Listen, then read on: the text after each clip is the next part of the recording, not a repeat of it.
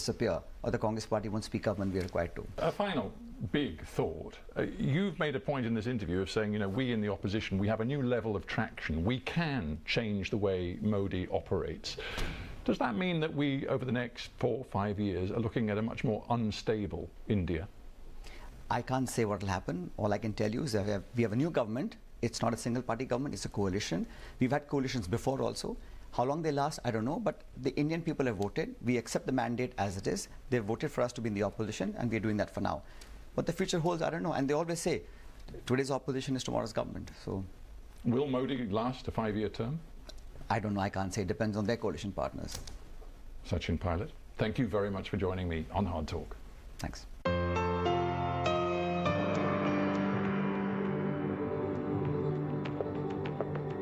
That was Hard Talk. I'm Saroja Coelho. You're listening to CBC Radio 1. Have a great day. Good morning, Manitoba, and hello, Winnipeg. I'm Marcy Marcusa. This is Information Radio, and you are maybe watching us on YouTube or listening on 89.3 FM, 990 AM, or on the app this morning. We're live downtown in Winnipeg. Nice sky out there, 18 degrees, and our high today is 22. We're going to have sunshine, and it's going to be a little bit windy, and we do have a 60% chance of showers, but not until late this afternoon.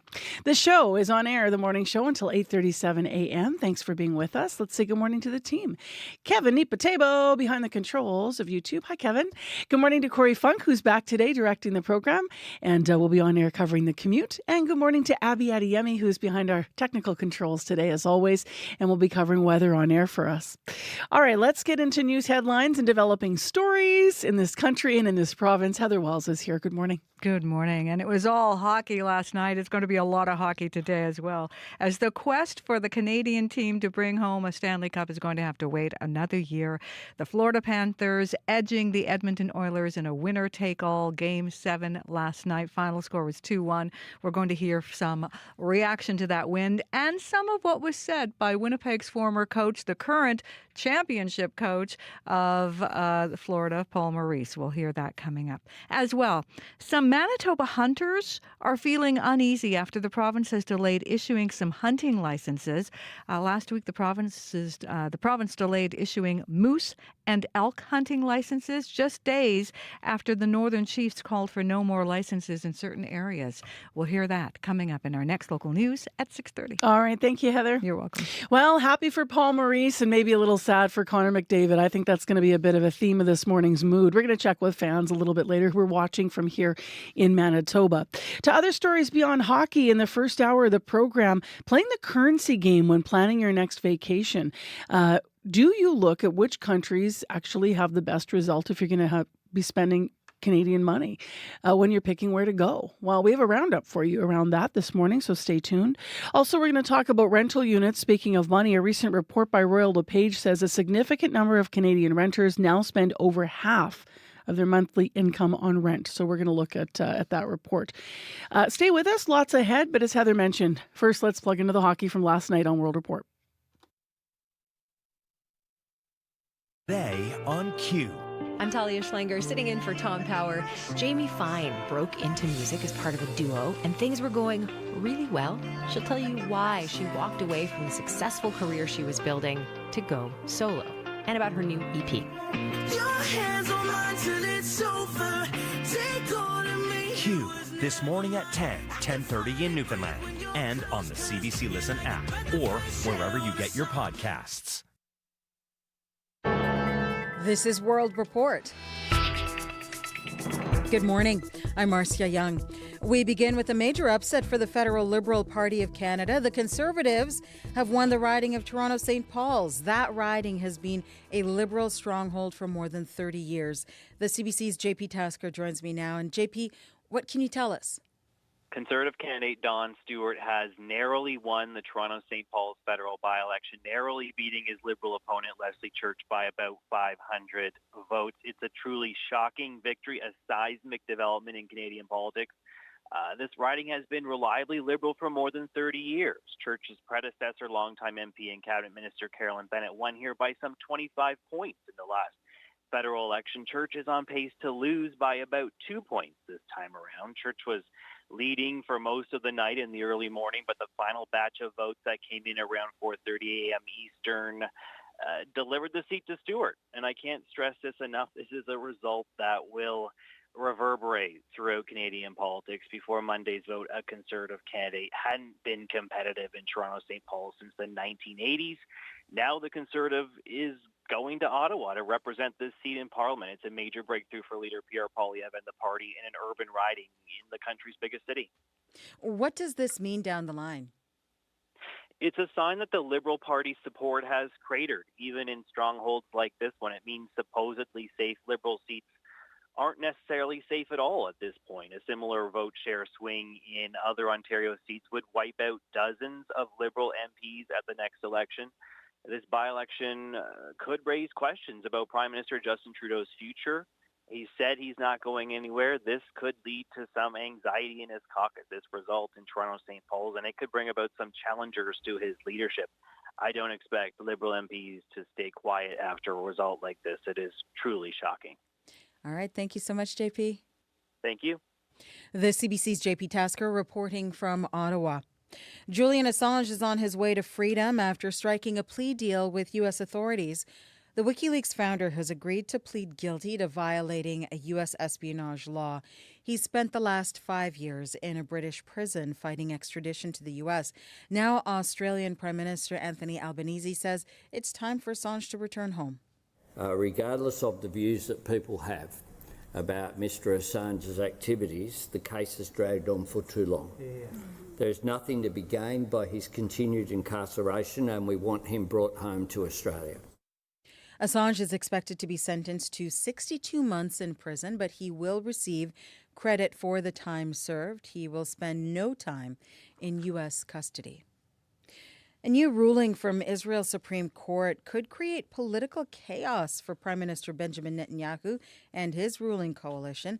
This court unanimously ruled this morning ultra-Orthodox men can no longer be exempt from military service. CBC's international correspondent Margaret Evans is in Jerusalem with the latest.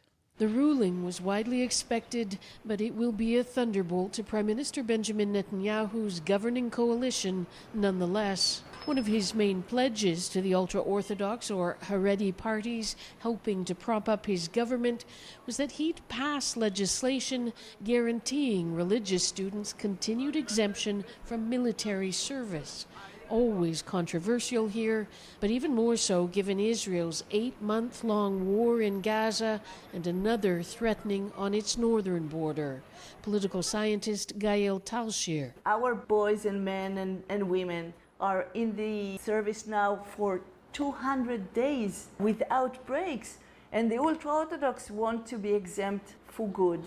It's been a sore spot amongst secular Israelis for years, but growing resentment amongst the non-Orthodox religious right and within Netanyahu's own Likud party has meant he couldn't push the legislation through. Talk to religious students in Haredi neighborhoods, many from the United States. They'll tell you they protect Israel through prayer. No one denies the idea that they need soldiers, but they also need prayer. But in a unanimous decision, the court ruled that in the midst of a grueling war, the burden of inequality is harsher than ever and demands a solution. The political question now is whether the ultra-Orthodox parties will pull out of Netanyahu's coalition or decide they'd still be better off with him. Margaret Evans, CBC News, Jerusalem. We are getting insight into how Canadians feel about the Israel-Hamas war. A survey by Innovative Research Group shows a majority of Canadians agree with both Israel's existence and the need for a Palestinian state. As Rafi Boudjikanian tells us, there is little tolerance for the protest camps on university campuses. A confrontation between pro-Palestinian protesters at McGill University and Montreal police 2 weeks ago. On campuses across the country, encampments have sprung up in the past few months. Now, a new survey by the Innovative Research Group shows most Canadians have no patience for them.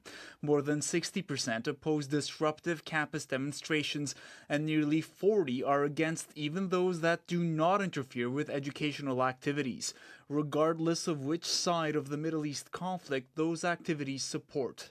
People don't really like anything that even has the hint of disruption. Greg Lyle is the president of Innovative Research Group. He points out the survey was also more positive in other areas. 52% say it is important for Israel to exist as a Jewish state. 49% say it is important to create a Palestinian state. A majority of respondents support free speech about either of those ideas, and more than 3/4 oppose speech calling for violence against either Jews or Muslims. What we found overall was willingness to accept political differences. Innovative Research surveyed some 1,872 Canadians online during the last 2 weeks of May. It conducted the research on behalf of the Provocation Ideas Festival. The event's board of directors includes CBC Ideas host Nala Ayad and CBC Radio contributor Sabrina Dellon. Rafi Bujikani on CBC News, Ottawa. A little later this morning, we will get a better picture of what's happening with inflation in Canada. Statistics Canada will release its consumer price index for May. Economists are expecting to see that inflation slowed slightly last month. That would be another good sign for the Bank of Canada to further cut interest rates. It lowered its key rate earlier this month. RCMP are warning online sextortion rates are still climbing across Canada. And the defense may be an awkward conversation. As Hadil Ibrahim reports, experts say the best way to prevent this crime is for parents to talk to their kids earlier and more often. Immediately, we knew that we had to report this one up to senior management. For months, criminal analyst Megan White and her colleagues in the RCMP Criminal Intelligence Division in New Brunswick were seeing a spike. Reports of online sexual extortion jumping 200% in the first quarter of 2023 compared to the same time in 2022. The new victims were mostly teen boys. And we can say that this trend is not unique to New Brunswickers. It is a trend we're seeing across the country. Corporal Holly Erb investigates these crimes. She says victims, male or female, are tricked into sending intimate images, then extorted for money or more photos. It's hard to investigate since the schemes are often linked to international organized crime groups. But preventing it, she says, is relatively simple. More conversations with children at a younger age about online safety, consent, and sexuality. She says parents should have recurrent conversations and make sure their kids know nothing is off limits if they need help. For parents like Jenna Morton, the trick is in balancing being realistic and not striking too much fear in their kids. You're probably going to get the eye rolls and a lot of non-communicative answers. It doesn't mean that the words aren't sinking in. RCMP say regardless of age, victims should not pay any ransom and immediately contact police or a trusted person. Hadil Ibrahim, CBC News, St. John. Edmonton Oilers fans are mending heartbreak this morning. Their team lost the Stanley Cup to the Florida Panthers last night. The final score, 2-1 for the Panthers. Edmonton fans say they're disappointed, but still loyal to their team. We're proud of them. They made it this far. I mean, they could have gone out earlier than they did. They should have done better for us. Game 7, it was all on the line. They could have done it, and we were so close. Now we got to go another 18 years maybe before we get back there again. You know what? You win some, you lose some. But Oilers still for life. Oilers captain Connor McDavid was named the playoffs MVP. He led his team from a 3-game hole in the series and forced Game 7. And that is the latest national and international news from World Report. News anytime, cbcnews.ca. I'm Marcia Young.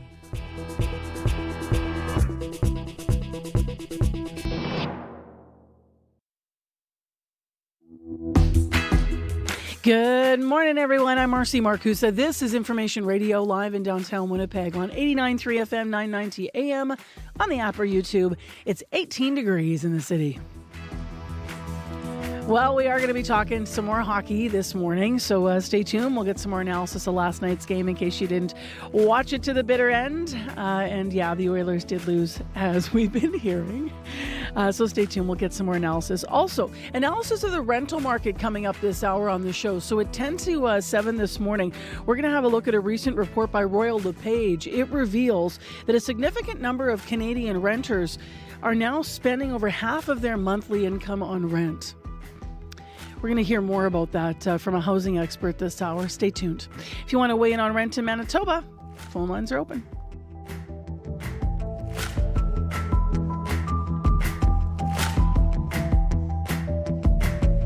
Right now to Heather Wells in our news department this morning. Hi there. Good morning. Well, Winnipeggers could pay a higher fee for waste pickup to help fund the start of the city's curbside compost pickup program. A new report says a new fee of $9 a year will go into effect in January, if approved by council, even though the compost program isn't expected to start at least until 2030. So we'll hear more on that. Also, of course, we're talking hockey. The Florida Panthers win the Stanley Cup last night. And the winning coach, Winnipeg Jets former coach Paul Maurice, had something to say about the Jets. We're going to hear that in our next local news coming up at 6:30. All right. Thanks, Heather. You're welcome. Let's get into what's going on in the forecast here. Abby, what do we know? It's going to be a cooler day today. That's what I'll tell you. I know we dealt with that heat 18 getting to 30 above yesterday, but today is going to be cooler, so that's the good news. Yesterday afternoon, I got home and, the sun was beaming and the dogs came outside and they looked at me like, are we playing? And I looked at these flat-faced little bulldogs thinking, no, this is not your weather, guys. I never cranked my heat to like 16, 18, but I had to do it yesterday. Your air conditioning? Yeah, the air conditioning, I had to crank it all the way down to 18, 16 yesterday. Yeah, we played inside in the end. But this afternoon, maybe we'll have maybe we'll be outside today. Yeah, we'll definitely get that breeze that we got yesterday. Right now, Winnipeg, it is 18 and clear. We're seeing the sun just trying to poke out from the clouds there. We won't be feeling the heat like we did yesterday, but we will get some kind of the same breezy conditions today. It's going to be gusting from 30 to 50 coming from the northwest, and then we're going to be cooling down. Today's forecast, we're going to start the day sunny. Expect increasing cloudiness sometime in the afternoon. There's a good chance of showers to come with that, and that breeze that I've been mentioned from the northwest. Today's high will be around 22, and for tonight it will be cloudy. There's still that continued chance of showers in the evening into the midnight period, and then the winds will be easing up before becoming light, and it's going to be cooler later in the evening. But in Winnipeg right now, it is 18. It's clear. We're going to see some sunny stats. Be prepared for some possible showers this afternoon into the tonight period, and we'll get to a high of 22. All right. Thanks, Abby. You're welcome. Corey Funk, welcome back. Good to be back. Yeah. What do we know about traffic? It's pretty quiet commute overall so far. I haven't seen anything major going on. But if you do see something, if you're walking, biking, driving, give me a call on the CBC commuter line. That number 204-788-3093.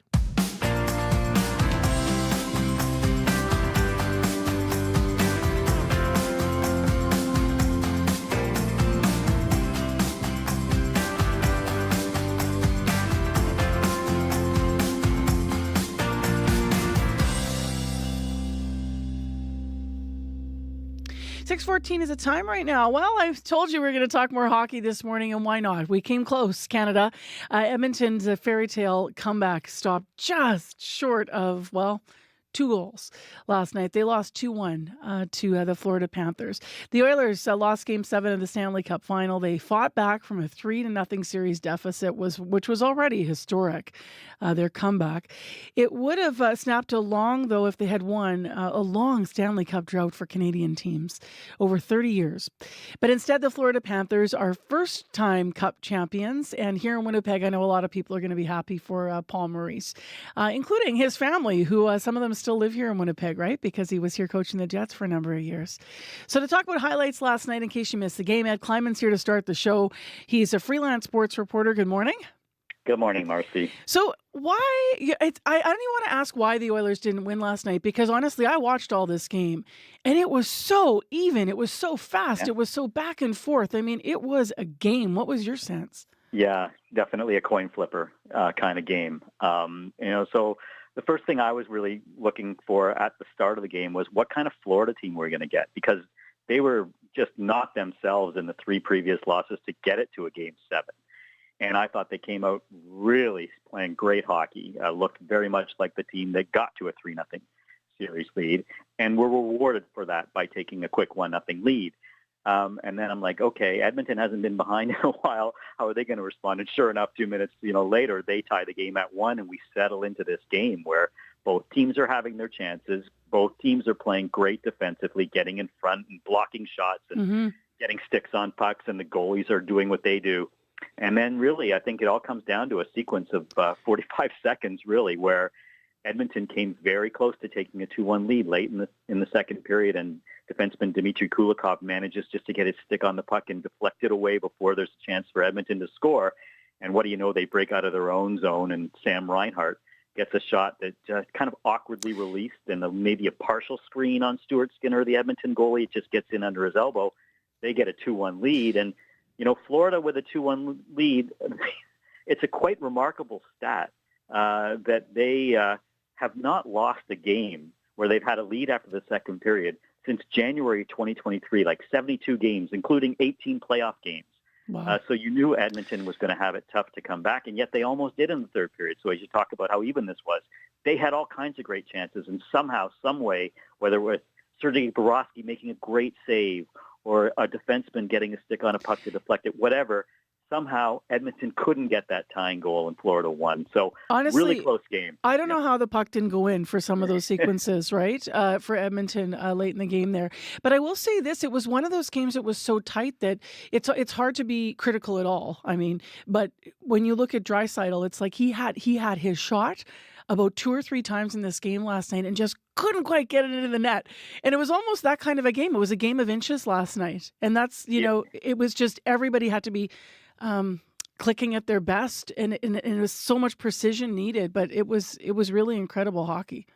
Yeah, and I think you raise a great point with Draisaitl, because as remarkable as this comeback for Edmonton was, the one player who seemed to be underperforming when so many players were overperforming and Connor McDavid was being, Wayne Gretzky-like. Yeah. It was Draisaitl who struggled. So in other games, he had similar situations where he just loves that shot over on the right side. He's ready to one-time it, and you've seen so many times he rifles it in the net. He was fanning on it or only getting a partial, bit of strength on it, or it would kind of go off the toe of his stick or something. And then that happened a couple of times last night, and you could see the look on his face. He was so frustrated. Yeah, especially after his performance last game, right? Like he had really a remarkable game the game before. McDavid, in reaction in Edmonton to the loss, what are you hearing this morning? Yeah, so, I think it's interesting when you just look at the wild emotions of something like this, right, where everyone was just so expectant and party mode. They've been spoiled basically by partying for 10 days, win after win after win, and then you get the crushing defeat. But I think it's tempered a little bit by a lot of pride, and a huge amount of that pride has got to be for what we've seen from Connor McDavid.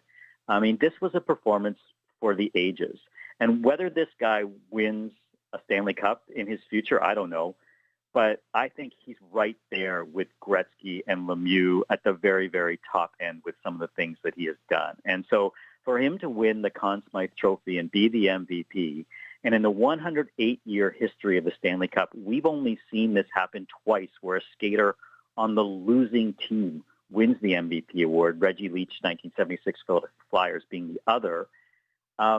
We saw something historic by Connor McDavid, and I think Edmonton fans they're appreciating that. It really tempers the loss a little bit. I was reminded yesterday to be careful in saying that all of Canada was cheering for the Oilers, especially in Winnipeg, with our history, right, of Gretzky being through town with the Oilers, and there was a bit of rivalry with our Jets and all that jazz.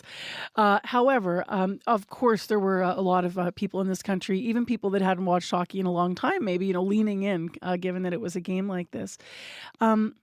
How will that be felt, the fact that we are still in this drought situation? This is the most confounding thing to me. I mean, you want to talk about frustration, and I think Yeah, I know the rivalries are there.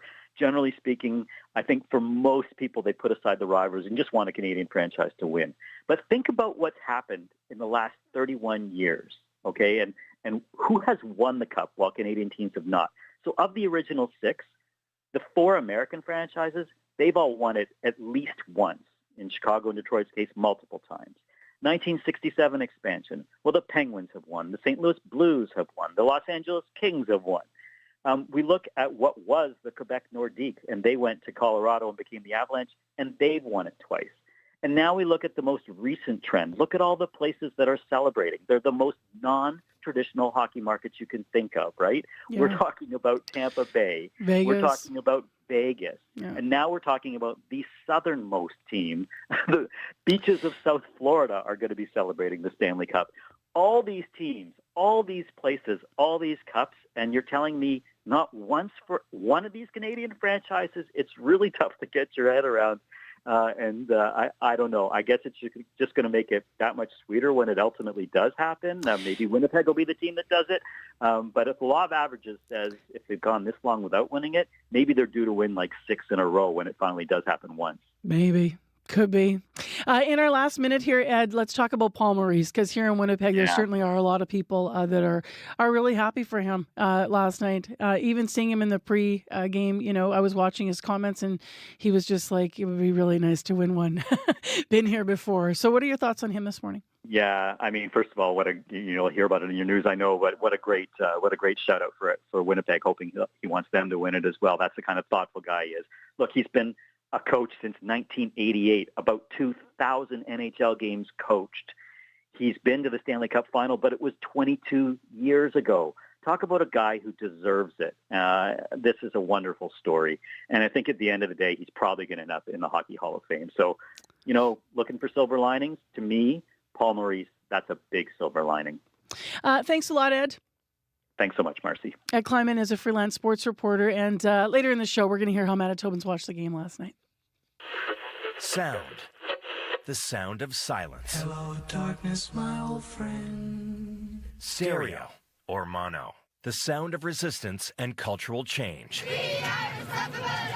Listen to the innovative ways marketers are using sound around the world. Air quality, rule-breaking radio advertising on Under the Influence with Terry O'Reilly. Thursday morning at 11:30, 3:30 p.m. in Newfoundland. And on the CBC Listen app. Ooh, would you look at that sky out there? Just beautiful sunshine streaming down Portage Avenue through the buildings. If you're watching on YouTube, you've got a gorgeous shot of our city this morning.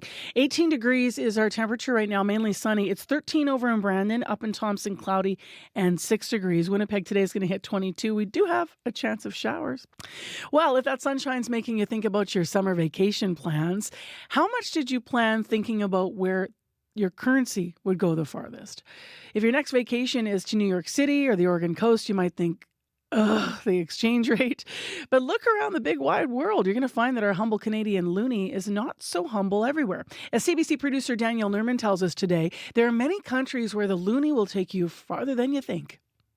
When Calgarian Chris Hayes and his partner travel, they only go places that are warm and cheap. What were we paying? On average, maybe $55 a night. It was a 1-bedroom, 2 bathrooms, huge outdoor terrace on the top of a building. In Argentina, $55 gets you a sweet Airbnb. A silky smooth Malbec with notes of smoke and licorice. $2. Ubers are inexpensive. And eating out? The bill might come to 50,000 pesos. Sounds like a lot. But it's really $50, and there's 4 of you there, and you've had 3 bottles of wine and, steak and tenderloin.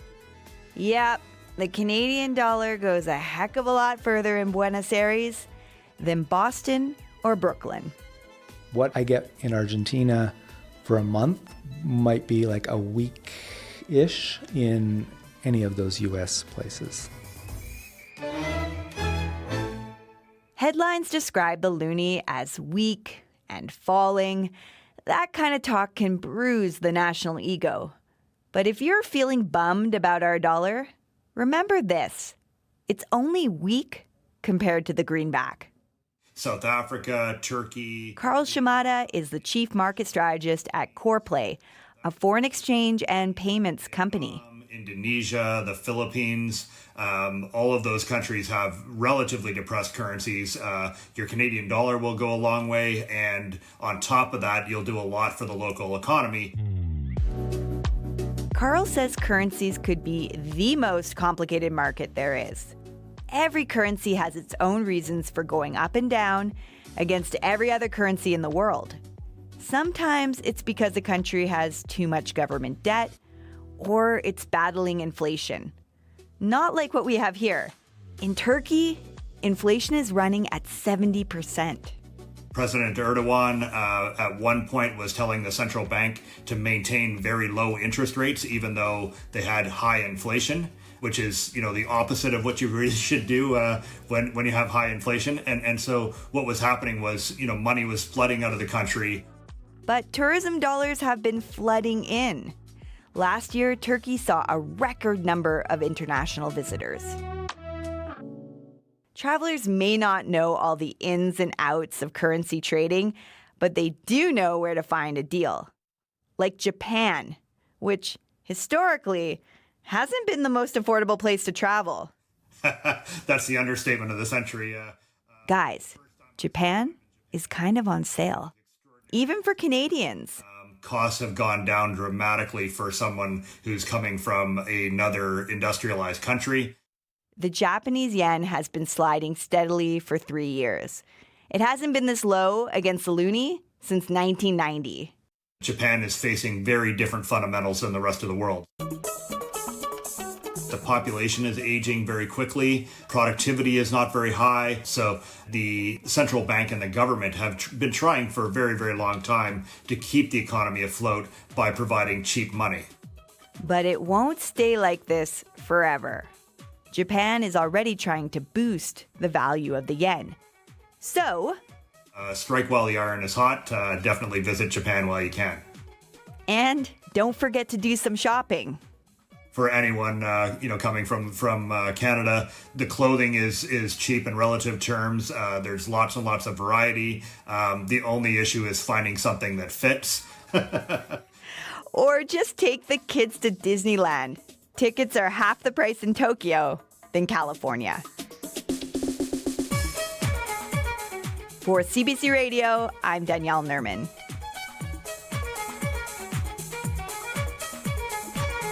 That's from the cost of living. You can hear their whole show this morning, by the way, at 11:30 right here on CBC Radio 1. And they also have a podcast you can subscribe to simply called The Cost of Living.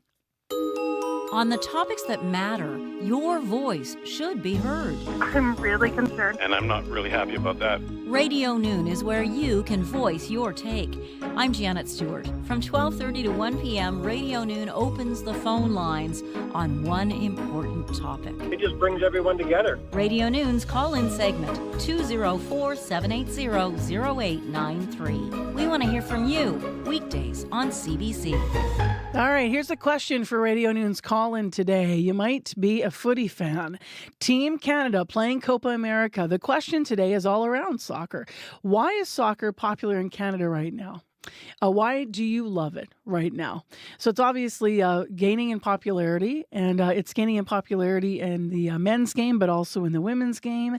And so it's just a really open question about the love of soccer in this country today.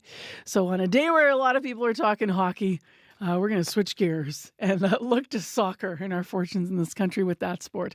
So that's the Radio Noon call-in between 12:30 and 1 o'clock. You can always leave a message if you're up early listening at 788-3797. That is the Radio Noon call-in line. Well, coming up on business news, they actually are leading with, Chris Lee's actually leading with a story that involves Winnipeg. Bank of Canada Governor Tiff Macklem was in Winnipeg yesterday to deliver a speech.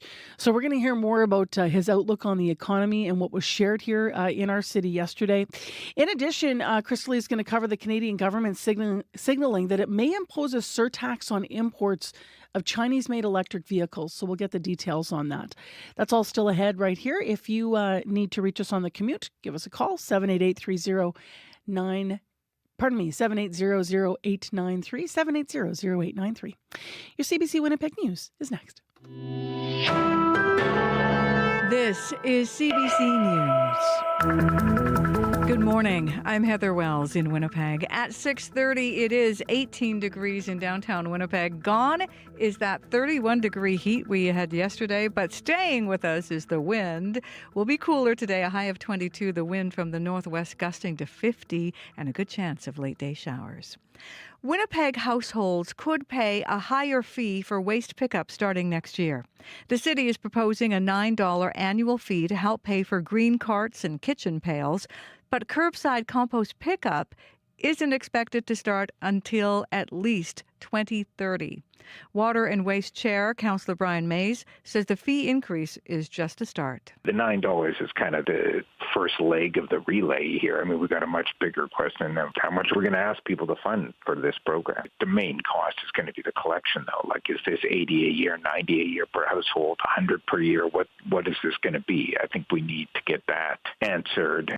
If approved by Council, the fee increase would go into effect in January 2025. Once compost pickup begins, the city will consider switching garbage collection to once every 2 weeks. Well, some Manitoba hunters are feeling targeted after the province delayed issuing moose and elk hunting licenses and didn't explain why. These licenses permit non-Indigenous people to hunt. Natural Resources Minister Jamie Moses didn't explain specifically what led to the delay, but says the province is listening to all perspectives. In the select areas of the province, we are reassessing to make sure that there's going to be a proper amount of moose population to allow those draws to go ahead. And at the same time, we're having very productive conversations with Indigenous and First Nations communities to ensure that their rights are being upheld as well. Hunting associations worry the province may limit the number of licenses. Manitoba, Kuwait, Naui, Okemakanak, the Northern Chiefs group, has called for no licenses in certain areas to protect First Nations rights. The federal Conservatives have just won the federal by-election in the riding of Toronto-St. Paul's in a stunning upset. The counting has been underway all night long, and early this morning, Elections Canada released results from every polling station. Conservative Don Stewart is the winner with 590 more votes than his Liberal Party rival, Leslie Church. There's a message that our voters would like to send to Mr. Trudeau, and that's one of change. The only way to get that is by electing a Conservative government. That riding has been a safe Liberal seat for decades, but this by-election has been seen as a test for Justin Trudeau and his leadership. WikiLeaks founder Julian Assange is free on bail and flying home to Australia. Assange has agreed to plead guilty to conspiracy under the U.S. Espionage Act, and his 14-year legal saga has come to an end. Cindy Cohn is executive director of the Electronic Frontier Foundation. He's going to be sentenced in the Northern Marianas, which is a U.S. territory that's near his native Australia. So the presumption is he's going to show up. He's going to plead guilty. He's going to be sentenced to time served for the 5 years that he's now spent in prison, and he's going to be released. In 2010, Assange released thousands of classified documents in one of the largest security breaches in American history. He spent 7 years in the Ecuador embassy in London before being granted asylum. And from there, it was 5 years in a UK prison fighting extradition to the U.S. Australia's Prime Minister says he is eager for Assange to return home. You can hear the latest national and international news coming up on World Report at 7. Well, no let-up in the high price of groceries. The co-founder or co-owner of Family Foods in downtown Winnipeg believes overall food prices are stabilizing, but Kevin Schmidt says his customers are still noticing some prices creeping higher. You just see kind of steady increases all over the place. 1 week it might be, peanut butter that you see go up, or 1 month, and then it might be past a couple months from there. But at least it's not, we haven't seen major jumps like we had a few years ago. And Schmidt says when you see items on sale, those prices are often more expensive than what the regular price used to be. A Winnipeg Stanley Cup shout-out.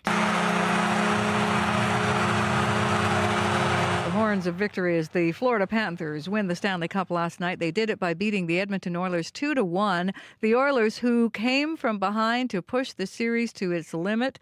Lots of emotion in last night's game. And Florida's championship winning coach, a hoarse-sounding Paul Maurice, thanked his family after the game and then said this. If I could have one thing more, it'd be for the Winnipeg Jets to win the next Stanley Cup. And of course, Paul Maurice led the Winnipeg Jets before heading to Florida, racking up more than 300 wins here and leading the team to the 2018 NHL Western Conference Final. You can read a lot more about the Stanley Cup game last night. All you have to do is head to our website, cbc.ca/Manitoba. But certainly Paul Maurice is the talk among many Winnipeggers. He's a class act, eh? I mean, really, in his moment like that, to even think of saying that, to say that, you know what I mean? Yeah, for sure. Yeah. Well, he was asked when he left Winnipeg, the question was, you said you were going fishing. Isn't Lord Stanley a better catch? And that's when he came up with talking about the Jets, hoping they win too. Well, we can share those hopes. Although I have to say, last night I was saying this in an earlier interview, Heather, with Ed Kleiman this half hour, analyzing the game a bit. It's a mistake to say that the whole country was cheering for the Oilers. Like, I get it. You know, everybody was sort of really hoping to break the Canadian streak and, you know, the drought, rather. Yeah.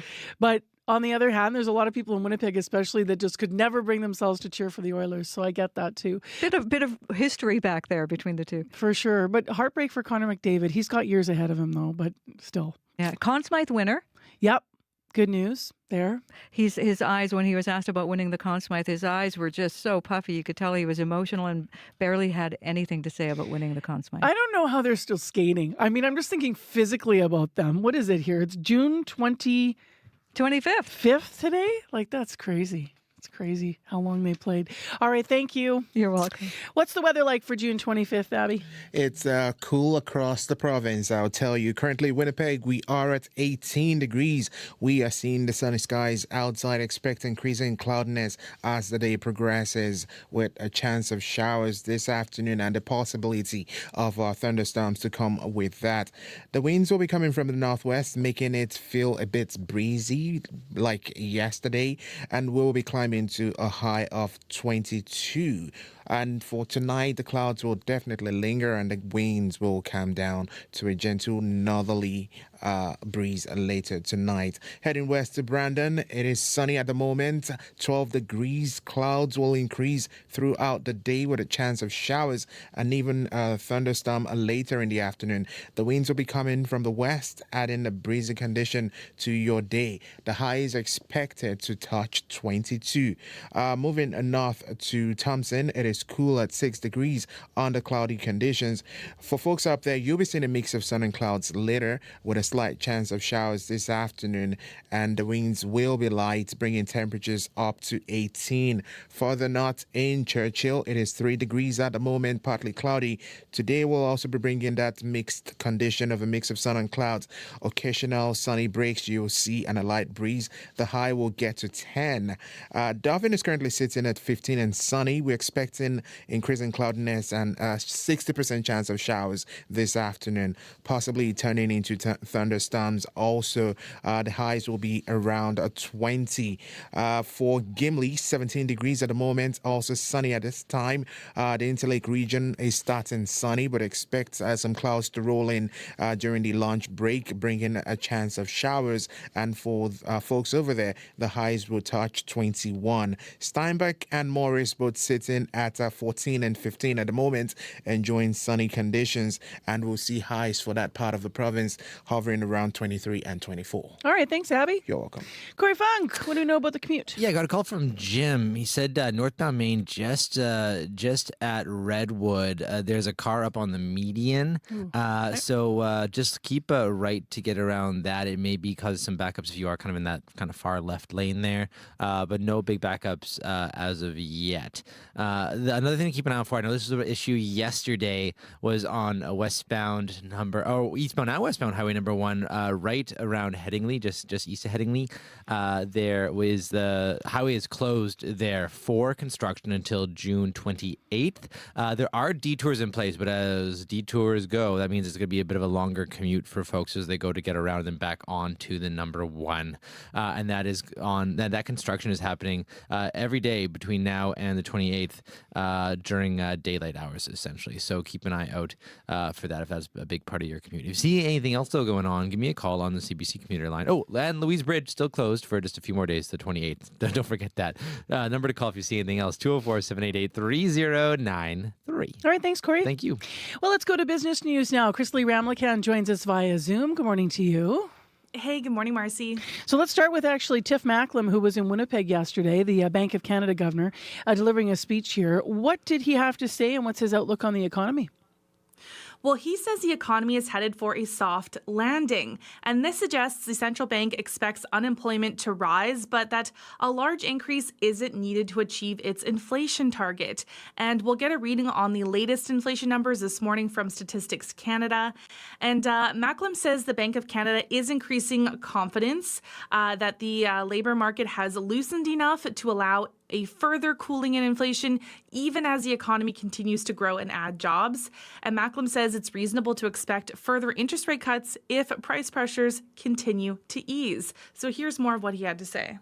Low, stable, and predictable inflation allows Canadians to spend and invest with confidence.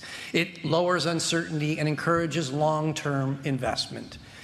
And it contributes to sustained job creation and greater productivity. This, in turn, leads to improvements in our standard of living. That's why price stability is our #1 priority. A key ingredient for price stability is a healthy labor market. However, he did say it is harder to find a new job, which is particularly affecting young workers and newcomers. In the long run, though, Macklem says Canada needs to keep investing in an inclusive labor market, smart immigration, and a strong and accessible education system in order to tackle the country's productivity problem. And the next interest rate announcement is set for July 24th. Let's go to another story. The Canadian government is signaling it might impose a surtax. This is for imports on Chinese-made electric vehicles. So what more do we know about it? Well, Deputy Prime Minister Chrystia Freeland says those vehicles are being overproduced and flooding global markets. And this suggests Canada could follow the United States and Europe on trade measures aimed at stopping low-cost Chinese EVs from undercutting domestic auto manufacturers. So Freeland says the federal government will now hold 30 days of consultations on tariffs and other measures to protect Canada's auto sector. And Western countries are becoming increasingly concerned that their car manufacturers cannot compete on price with Chinese EV makers. And Chinese competition could put domestic manufacturing jobs at risk and undercut the hundreds of billions of dollars the U.S., Europe, and Canada and others are spending to encourage companies to set up EV and battery manufacturing plants. We've seen so many of those announcements recently. So Freeland spoke at an event in Vaughan, Ontario yesterday. Launching these consultations will help us work collaboratively with unions, with industry, and with all levels of government to develop options to make sure that Canada does not become a dumping ground for Chinese oversupply. But the Chinese embassy in Canada says accusations that China has built up overcapacity are completely groundless. It says imposing tariffs on Chinese EVs seriously violates World Trade Organization rules and will harm China-Canada bilateral economic and trade cooperation. And finally, this morning, before we look at numbers, there are reports that a large fast fashion retailer could be going public. What do we know? Yes, so there are reports that Shein has confidentially filed papers with Britain's markets regulator, and it would kick off the process of a potential London listing later in the year. So Reuters has reported that the China-founded company, which was valued at $66 billion in a fundraising round last year, began to explore a listing on the London Stock Exchange early this year. And Shein's original plan to list in New York didn't work out following opposition from U.S. lawmakers. Now, a London listing would be a boost for the British market, but some senior lawmakers have questioned the company's labor practices. Here's Bruce Winder, who is a retail analyst. Shein they've been under a lot of scrutiny from U.S. regulators, and a lot of it has to do with the way they manage intellectual property and other issues like that. I think that they're trying to maybe go public in the British markets just to avoid some of that controversy in America. Now, it's not immediately clear when Shein, known for, of course, its very cheap clothing, plans to launch the initial public offering.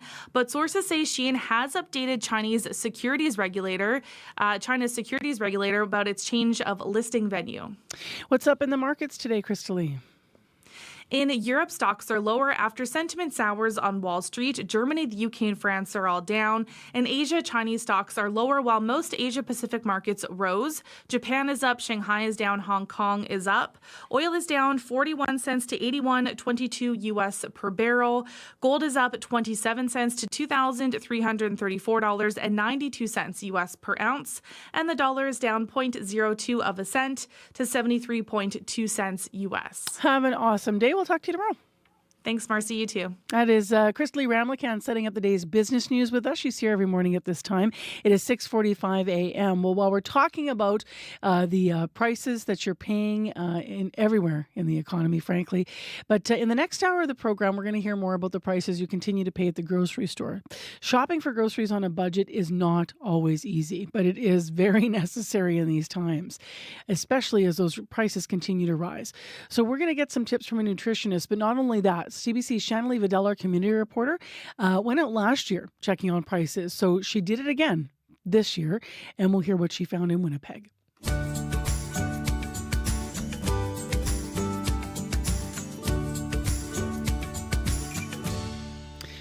Speaking of all things you're spending, we also this half hour still have that interview I've been mentioning about a recent report by Royal LePage that reveals a significant number of Canadian renters now spend over half of their monthly income on rent.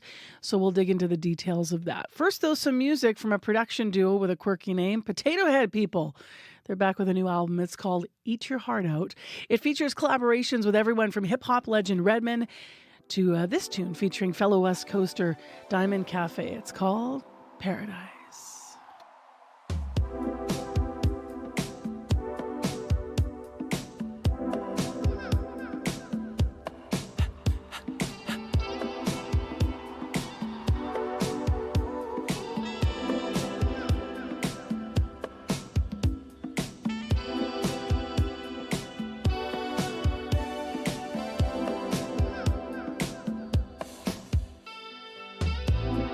Chasing the light.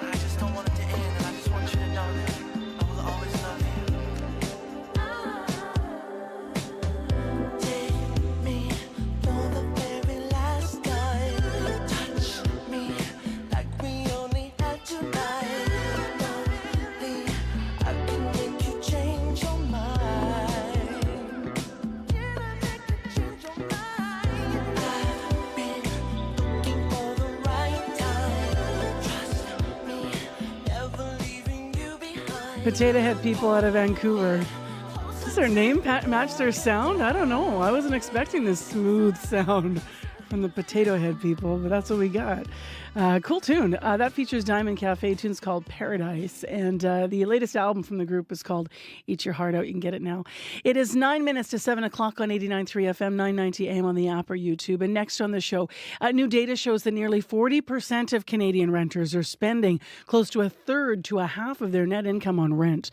Those were the findings of a recent report from the real estate company Royal LePage. And in major cities like Vancouver and Toronto, the situation is even worse. Tony Irwin is here to talk about it, interim president of the Canadian Federation of Apartment Associations. Good morning. Good morning, Marcy.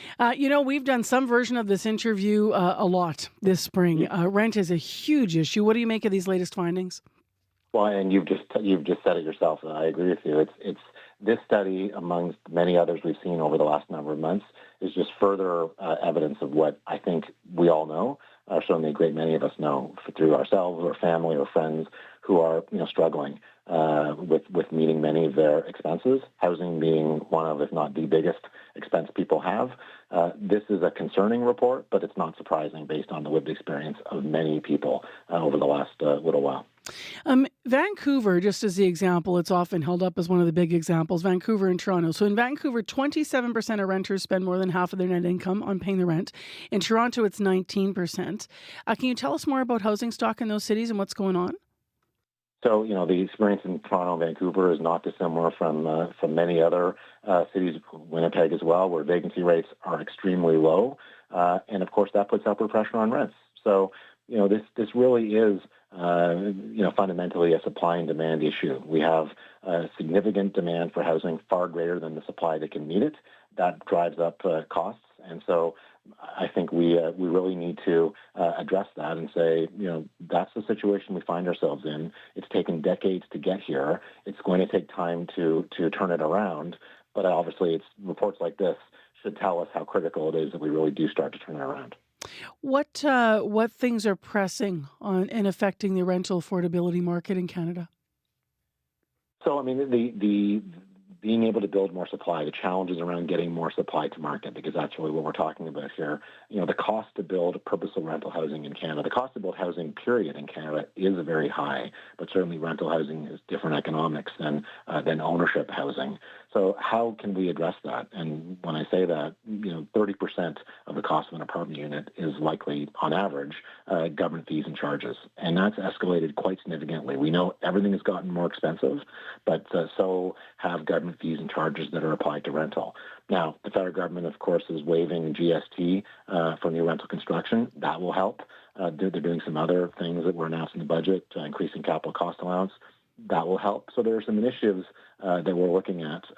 Capital gains is going to have the opposite effect. So that's a bit confusing. But some of the measures I talked about will be helpful. What else can we do to make building rental housing a little less expensive so we can then, we would then be able to build more affordable units for more people that need them. And that's really a serious conversation a lot of municipalities are having. Some are reducing their development charges, believe it or not. So there are a lot of places that are concerned about this and are really looking at what they can do to make this situation better. A lot of people, and I understand why, take serious exception when we talk about immigration in the context of the housing crisis in this country.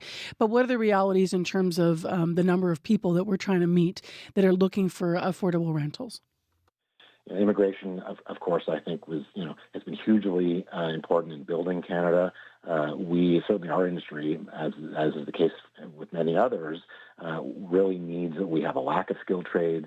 We need newcomers to Canada who often have those skills and can fill those jobs. It's desperate that we get that. So, certainly my view is immigration is an essential component to Canada. The problem is we have not provided built the housing necessary to house new Canadians. And I think that's not a fair bargain. We encourage people to come here. We have a great country that offers so much, but yet we can't house newcomers who come here. And so I think we've fallen short on that, and we need to. There's been serious looks taken at targets and where we settle people, and those are all discussions that are probably beyond this conversation. But from a purely housing conversation, we simply need to provide more housing for people who we are inviting or encouraging to come to Canada. So what do we do in the meantime? Obviously, we can't build fast enough, but what can the federal and provincial governments do to help renters with high housing costs, in your view? Yeah, and you're right. We can't just wave a wand and have the housing all appear tomorrow, as much as we would like that.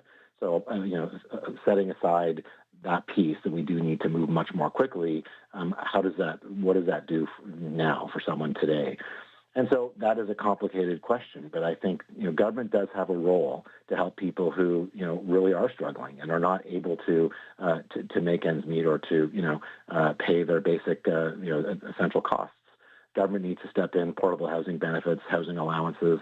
We've certainly supported that for many decades, and perhaps more needs to be done there for people who need it. But I think based on this report, we know this is a really big problem, and governments probably don't have the capacity to provide supports. There's so many people, for all the people who would potentially need it. So we have to really help those who are in most need, and then we really do have to get on with finding ways to make get building happening more quickly. Partnerships that involve governments and private sector and not-for-profits have been very successful in some larger cities like Toronto and Vancouver, where government might provide land, a city might waive property taxes for a period of time, nonprofits are involved, providing social services, and with that comes a requirement to build affordable units, truly affordable units. And we need to try to replicate those kinds of models more often in more places so that there's a mix of housing within a development. Some that is market rent, works for some people, others that is affordable, so below market, but can happen because of these different partnerships and contributions from people that make that economic model make sense. We're starting to see some of those in Winnipeg. I know there's an organization out in Elmwood, there's Siloam Mission, Salvation Army, all of them now starting to get more involved in housing, some of them for the very first time, for exactly the reasons you're talking about. Thank you very much for being with us, Tony. Thank you. Thanks, Marcy. Have a great day. You too. That is Tony Irwin, the interim president of the Canadian Federation of Apartment Associations, with us here on CBC. I'm Marcy Marcusa. This is 89.3 FM, 990 AM on the app, or maybe you're watching on YouTube. Thanks for joining us on this sunny Tuesday morning. We'll get more into the forecast after headlines with Heather Wells. Good morning.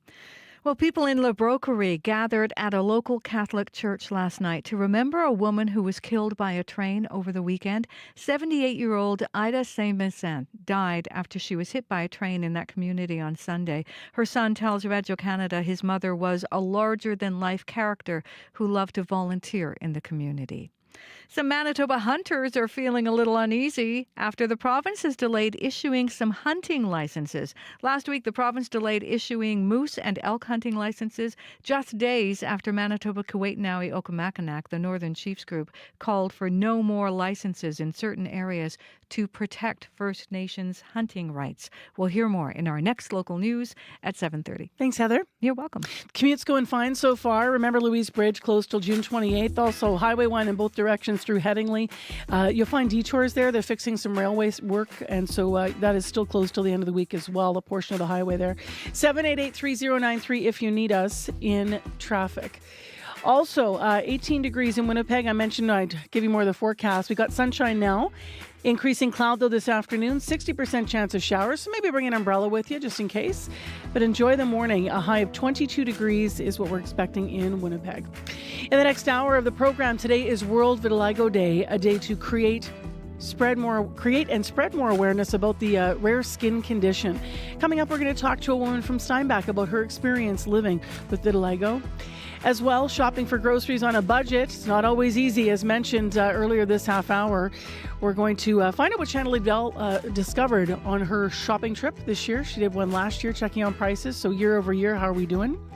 And some inner city groups have spent the last few days worrying about their funding. The mayor was on the show last week talking about proposed changes to how some community grants flow through to organizations. We're going to hear from one of the nonprofits that's concerned about tomorrow's vote. On The Current. People were living in conditions that are almost inexplicable. Hundreds of thousands of refugees have fled to Chad to escape war in Sudan. There's little there for them to live on, and water is in very short supply. The Current's Elizabeth Hoth brings us that story from Chad, coming up on The Current. The Current with Matt Galloway, this morning at 8:37, 9:07 in Newfoundland, and on the CBC Listen app. This is World Report. Good morning. I'm Marcia Young. For the first time in more than 30 years, a federal Conservative has won the riding of Toronto-St. Paul's. Don Stewart will be the MP for the former Liberal stronghold. The by-election results are a defeat for the Liberals. The CBC's Kate McKenna joins me now from Ottawa. Kate, what can you tell us? Marcia, to say that this is an upset is an understatement. Until last night, a Conservative hadn't been competitive in Toronto-St. Paul's since the 80s. Now the Liberals have a big crack in what's known as Fortress Toronto. The winner is Don Stewart. He's a consultant. He won the riding with about 42% of the vote against Liberal Leslie Church, who is a former Parliament Hill staffer and lawyer. It was a nail-biter that lasted all night. Church was in the lead well past midnight, but with only 3 polls left, the result flipped. Throughout it all, Stewart seemed optimistic. Here's what he told supporters last night. Kudos to you. Kudos to the people in this room and those who can't be with us here tonight. Let's give some weight, and we'll see how the rest of the results come in tonight, and then we'll carry on. But I'm still positive on tonight. So let's not give it up. So what's next for the Liberals given this big loss? Well, this has got to be crushing news for them. If this seat isn't safe, then no Liberal seat is safe. We're a year out from a general election, and MPs are deciding whether or not they want to run again. This result is likely to reverberate through caucus and possibly influence those decisions. And then there's one big question, and that is what is going to happen with the Prime Minister? We've heard rumblings of some Liberals being frustrated that he says he's staying on as leader. Will those murmurs become louder and more public? We'll also be looking at the Prime Minister to see what his next steps are. Will he be making big changes to his team or cabinet, or will he step down himself? This could end up being a watershed moment in Canadian politics. Thank you, Kate. Thank you. The CBC's Kate McKenna in Ottawa. Israel's Supreme Court has unanimously ruled the military must begin drafting ultra-Orthodox men. Military service is compulsory for most men and women in Israel, but ultra-Orthodox men had a long-standing arrangement that made them exempt. That exception has caused anger among the secular public, especially as the Israel-Hamas war is about to enter its 9th month. Julian Assange has been released from a UK prison. For years, he was fighting extradition to the United States. He was charged with violating U.S. espionage laws. Now the WikiLeaks founder has agreed to a deal with U.S. authorities. He's now en route to a U.S. territory in the Pacific, and tomorrow, Assange will appear in court there, plead guilty to one charge, and go free. Anna Cunningham has the latest from London. Julian Assange boarded a plane late Monday at London's Stansted Airport, leaving the UK after 5 years in a high-security prison and 7 in self-exile inside London's Ecuadorian embassy. His wife, Stella Assange, said it was touch and go. We weren't really sure until the last 24 hours that it was actually happening. Assange had fought extradition to the US, where he was wanted for publishing hundreds of thousands of secret US military records. The WikiLeaks founder is now in Bangkok. From there, he'll head to Sapan in the Northern Mariana Islands, a US territory in the Pacific. There, it's expected he will plead guilty to one charge of violating the Espionage Act and be freed, with his time in a British prison being credited for a sentence. The case has dragged on for too long. Australia's Prime Minister Anthony Albanese welcomed the plea deal. There's nothing to be gained by his continued incarceration, and we want him brought home to Australia. But the former US Vice President Mike Pence called it a miscarriage of justice. For some, Assange is a hero of free speech. For others, his actions were seen as endangering US security and intelligence sources. His wife Stella is now in Australia with their 2 children and awaiting his return. It's a whirlwind of emotions. I mean, I'm just elated. I don't know. Feels like it's not real. Anna Cunningham, CBC News, London. The U.S. State Department says Kenyan police officers should arrive in Haiti this week.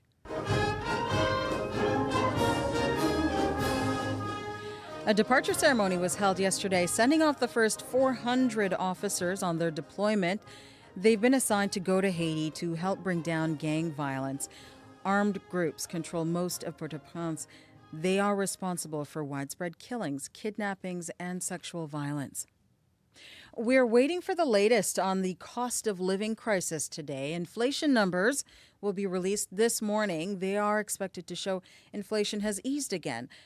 But that does not mean costs are more manageable. Peter Armstrong reports. Whether you're buying groceries or shopping in a mall, prices are up, and they're still climbing. Consumers may find these ever-increasing prices hard to square with news that inflation is easing. Bank of Canada Governor Tiff Macklem says progress is being made, but that he understands Canadians are frustrated. For many Canadians, this was their first experience with significant inflation. And we were reminded just how painful inflation is. But that pain doesn't just disappear. Prices are still higher, and they'll continue to rise, just at a more manageable level. Dylan Smith, senior economist at Rosenberg Research, says rate cuts will help. But he says some 50% of mortgage holders are still set to renew at higher rates, and unless more relief comes quickly, that could do real damage to the economy. Although there might be some concern about cutting too fast, I think the dangers of cutting too slowly are much worse. Right now, most economists believe the bank will cut another 2 or 3 times this year, so long as CPI numbers, like the ones we're getting this morning, stick to the forecast. Peter Armstrong, CBC News, Toronto.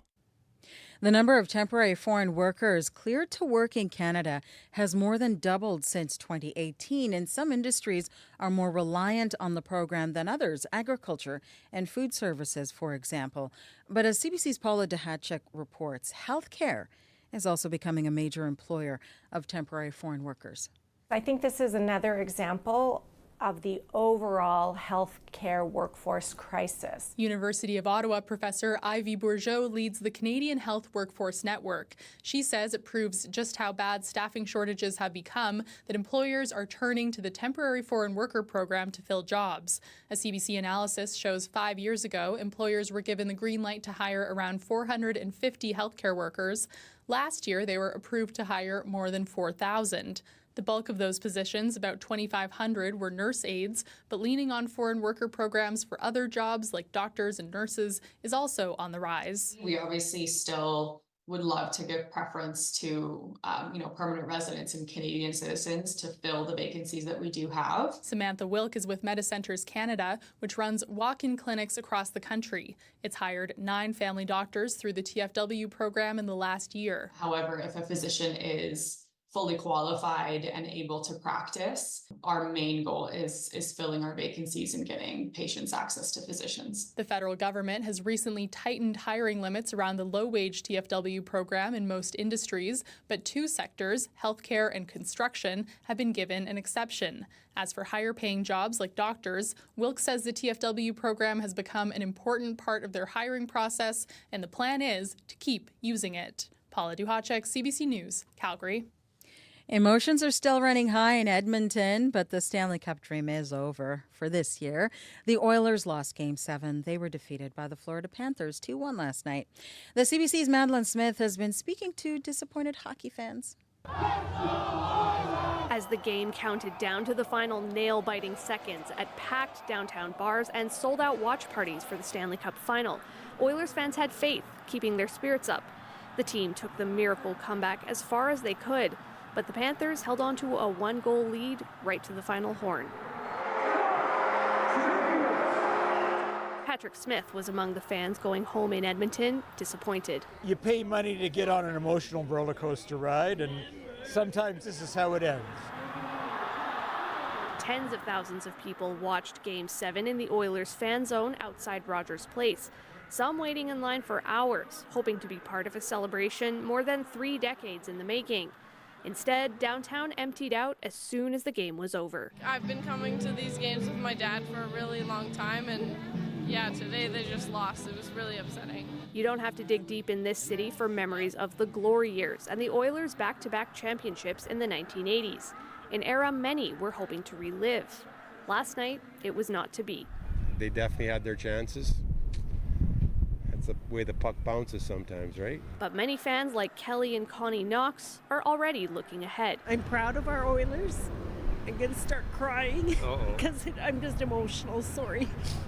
But, There's next year. There is next year. Madeline Smith, CBC News, Edmonton. And that is the latest national and international news from World Report. News anytime, cbcnews.ca. I'm Marcia Young.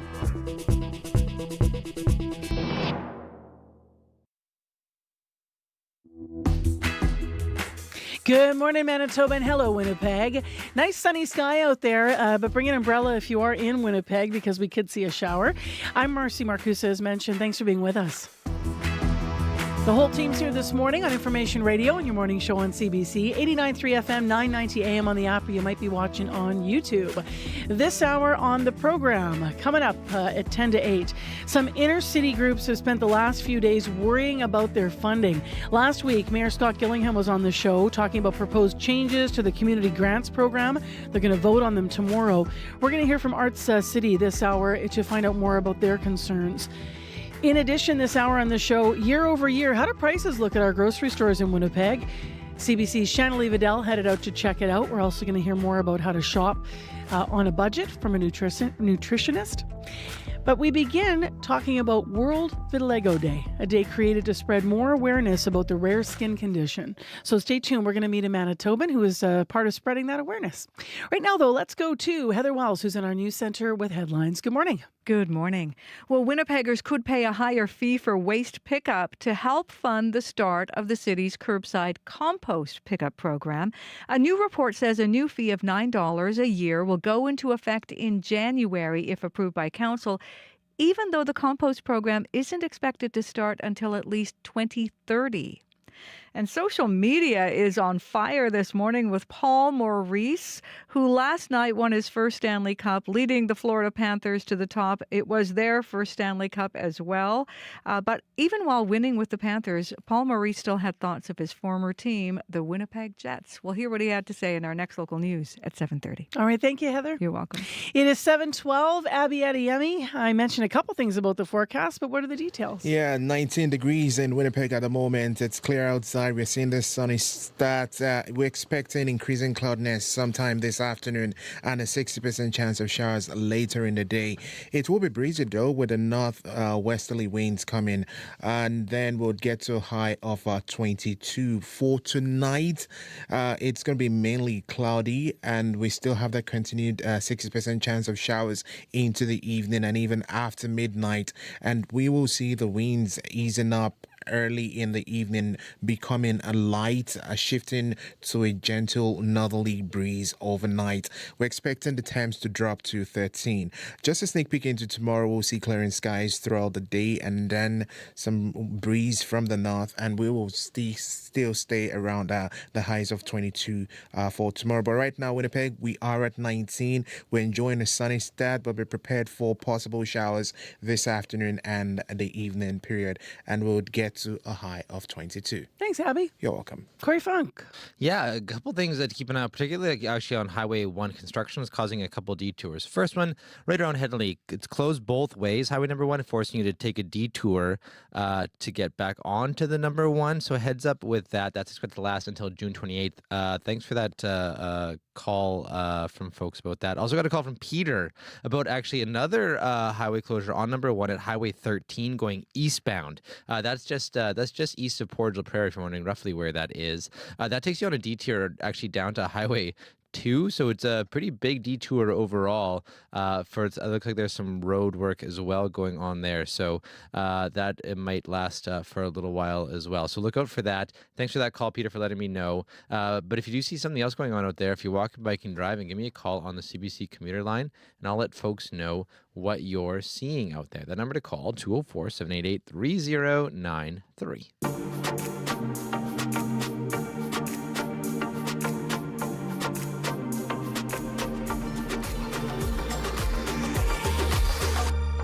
Well, if you are among the population that lives with vitiligo, then you might know that today is, as mentioned, World Vitiligo Day. It was created, though, to raise more awareness about what is a rare skin condition. Vitiligo is an autoimmune skin condition, and it causes white patches on the body due to the loss of cells that produce pigment for skin, for hair, and for eye color as well. It is estimated that 0.5 to 2% of the general population has vitiligo. And my next guest is here to talk more about it. Sarah Harder is here to share her experiences living with vitiligo. She is on Zoom from Steinbach today. Good morning. Good morning. What does your shirt say? It says it's called vitiligo. Spreading awareness is important to you. Tell me a little bit more about why. Obviously, you live with vitiligo, but tell me more about the awareness piece. I think it's important for people to know what it is and to not feel scared to ask questions about it. I'm a teacher, so I get to educate kids about it every year. And I think it's important for people who are finding out that they have it as well, that it's not something to be scared of. How important is it to invite questions, but also to make sure that people understand, that there's stigma around this? Because obviously it's present on your skin, it's change in pigment, and so I imagine that you have to fight back sometimes against, people prying, like saying, "What is this?" and such. Yeah. There's rarely a question that I feel like comes across as rude. Often it's little kids will come and ask, "What's wrong with your face?" And then I very politely just explain what it is. But even in those really innocent questions, it's a chance to just share what it is so that more people know. Because if you don't know, then it's better, I feel like, to answer the questions than to get the strange looks. Does that happen to you? People give you strange looks?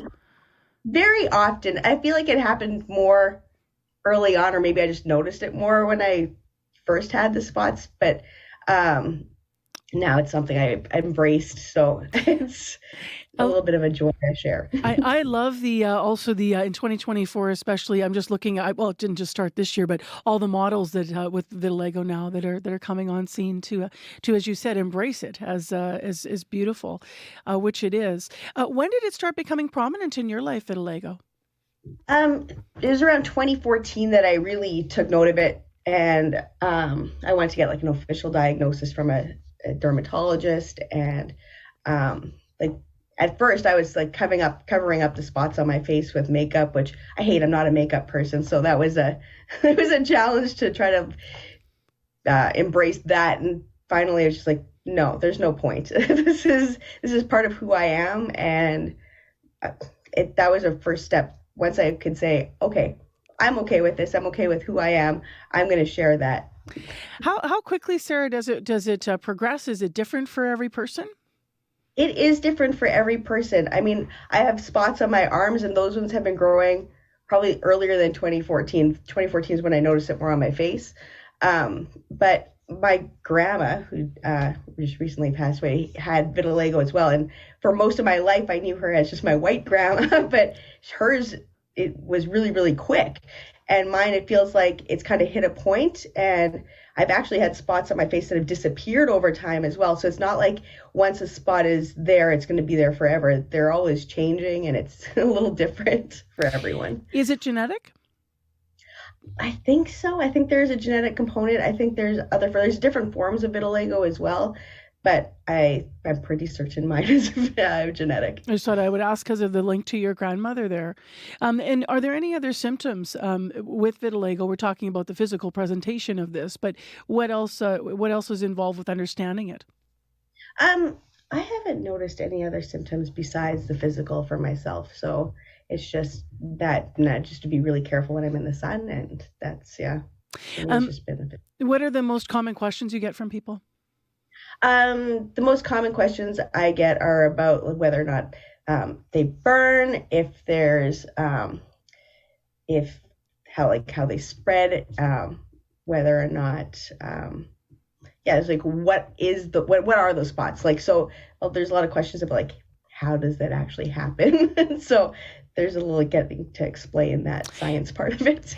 Now, you did some interesting things at one point you did UV light therapy. That was in the beginning. Can you tell me how that was, why you chose to do that and how it worked? So it's a therapy that you stand under UV lights for it was around 30 seconds. So it's a really short time to start. And the idea is that it kind of kickstarts the production of the melanin producing cells again in order to repigment. My experience with it was that I was very itchy after the process for the entire evening, and it was like borderline painful for me. So it was something that for me, driving into Winnipeg to have this therapy for 30 seconds and driving back to Steinbach and then feeling terrible all evening, it just wasn't something that I was willing to do long term. So that was part of the finally saying, no, we're gonna go with the process of turning white in whatever capacity that looks like and be okay with that. It's interesting because you said with your grandma, you said you just thought she was, I think your wording was your white grandma. Yeah. Yeah. So what is I don't know what your background is. Like, I have an East Indian background. And so, yeah, my grandma was brown when I was really little, and then all of a sudden she was white. how challenging is that? Because obviously, this is it's something you live with, and obviously your grandmother lived with. But when you think about for yourself, and you think about, how people identify, and that your physical nature will change over time. What is it like to accept that and understand that with your vitiligo? Well, for me, it's a kind of a bigger, interesting question, because growing up in Steinbach, there wasn't, at least when I was growing up, a large Indian community. So I actually never found myself as really identifying as an Indian until then I got to university and I saw all these other Indians around, and I realized I didn't actually see myself as being the same. So there was a real disconnect there from just growing up in a predominantly white community. And so I think that even now, accepting this different identity of like my change in color, it's just added another layer to this already complex way that I view myself. What was it like for you when you got the diagnosis? Because obviously we moved around in your story, but you said you started with some spots in your arm, moved to your face. What was it like to know what was going on with you? When I finally got the official diagnosis, it was just like, okay, now I have something I can tell people. Because before that, it was just like, well, I think it's this, but I don't really know. And then once I actually had the diagnosis, it just felt like, okay, it was like a little bit of a weight off my shoulders. Like, this is what it is, and now I can move forward. And what were some things that were most helpful to you once you learned more about your vitiligo yourself? Well, the internet is a great resource. For sure. And and so that was a good way of just learning a little bit more about it for myself. But for me, too, I've had such a supportive community of people around. My husband is very supportive, my family is, and so that's all really helpful in just coming to terms with it and then just embracing it as part of who I am. What does today mean to you, World Vitiligo Day? I love that it's a chance to just share what it is again. Usually I post a little bit on my social media about it, and just it's a chance to just spread the word a little bit about what this is for people who might be getting their own diagnosis or seeing spots for the first time. It's a chance to say, okay, this is okay, and let's celebrate who we are. Love that. Love your positivity, Sarah. Really pleasure to have you on CBC this morning and via Zoom from Steinbach. Thank you so much for having me. Thank you so much. Take care. We'll talk to you again. Bye-bye. Bye-bye. That is Sarah Harder. She is in Steinbach this morning, joined us via Zoom. She lives with vitiligo, and today is spreading awareness and celebrating World Vitiligo Day. If you have a story to share yourself, we'd love to hear it. I'm going to give you the listener line, 788-3205.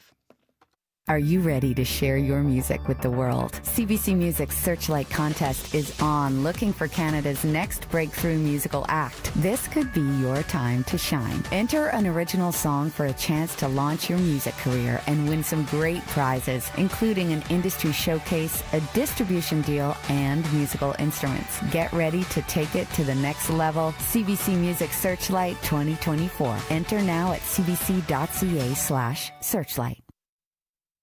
A $6 billion con. It didn't take long for it to spread like wildfire, which destroyed lives and devastated communities. Every little town across the nation, people have shares in this. We lost everything.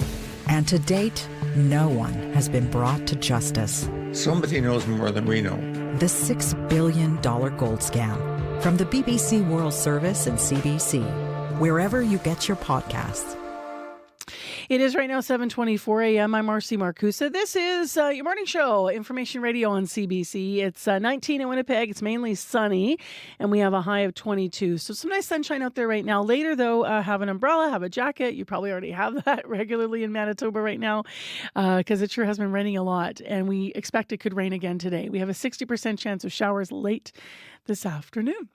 Well, it's time for morning sports, and so, we're going to talk more about hockey. Scott Regier joins us this morning. Hi there. Hey there, Marcy. So close, but as the saying goes, no cigar for the Oilers last night. No long-awaited cup for Canada. What's your take on what happened?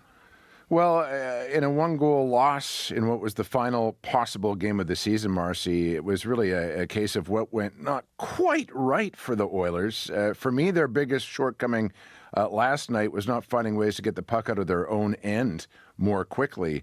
Their only goal came on a quick stretch pass from Cody Ceci to Matthias Janmark, a rare instance where the Oilers didn't give Florida's relentless forecheckers time to do their thing. Here is Edmonton's captain, Connor McDavid. You knew it was going to be tight, Game 7 for the Cup. It was going to come down to one thing here and there, and we're an inch away from going ahead 2-1 right before they go ahead 2-1, and we never stopped believing. We really believed we were going to get one, and, have that one in front. Zach has a whack at it. We had lots of looks. Just didn't go. Yeah, McDavid talking about the winning goal, Marcy, for the Panthers by Sam Reinhart, which came against the flow of play, and that was largely the theme of this series. Edmonton passing the puck around ad nauseum, trying for the perfect shot to beat the excellent Sergei Bobrovsky. The Panthers, meanwhile, understanding the adage, any shot is a good shot, kept flipping pucks on the almost as excellent Stuart Skinner, not afraid to score greasily. And that is, after all, how you win Stanley Cups. Good goaltending and greasy goals. Although Connor McDavid, anything but greasy, did win the Conn Smythe Trophy in the losing cause. It was just such a fast game. It was crazy. Yeah, so intense. Yeah. Wild. So the Cup drought is at 32 years. Do I have my math right, I think? Mm-hmm. Yeah. How confident are you that, this is, who knows? I don't even want to ask you. When's this going to happen? And the Canucks took the Oilers to 7 games, so they're right there. My goodness, the Leafs, if they ever get a goaltender, will be there. And the Jets, Connor Hellebuck did not perform up to his abilities against Colorado, but the Jets tied a franchise record for wins in the regular season.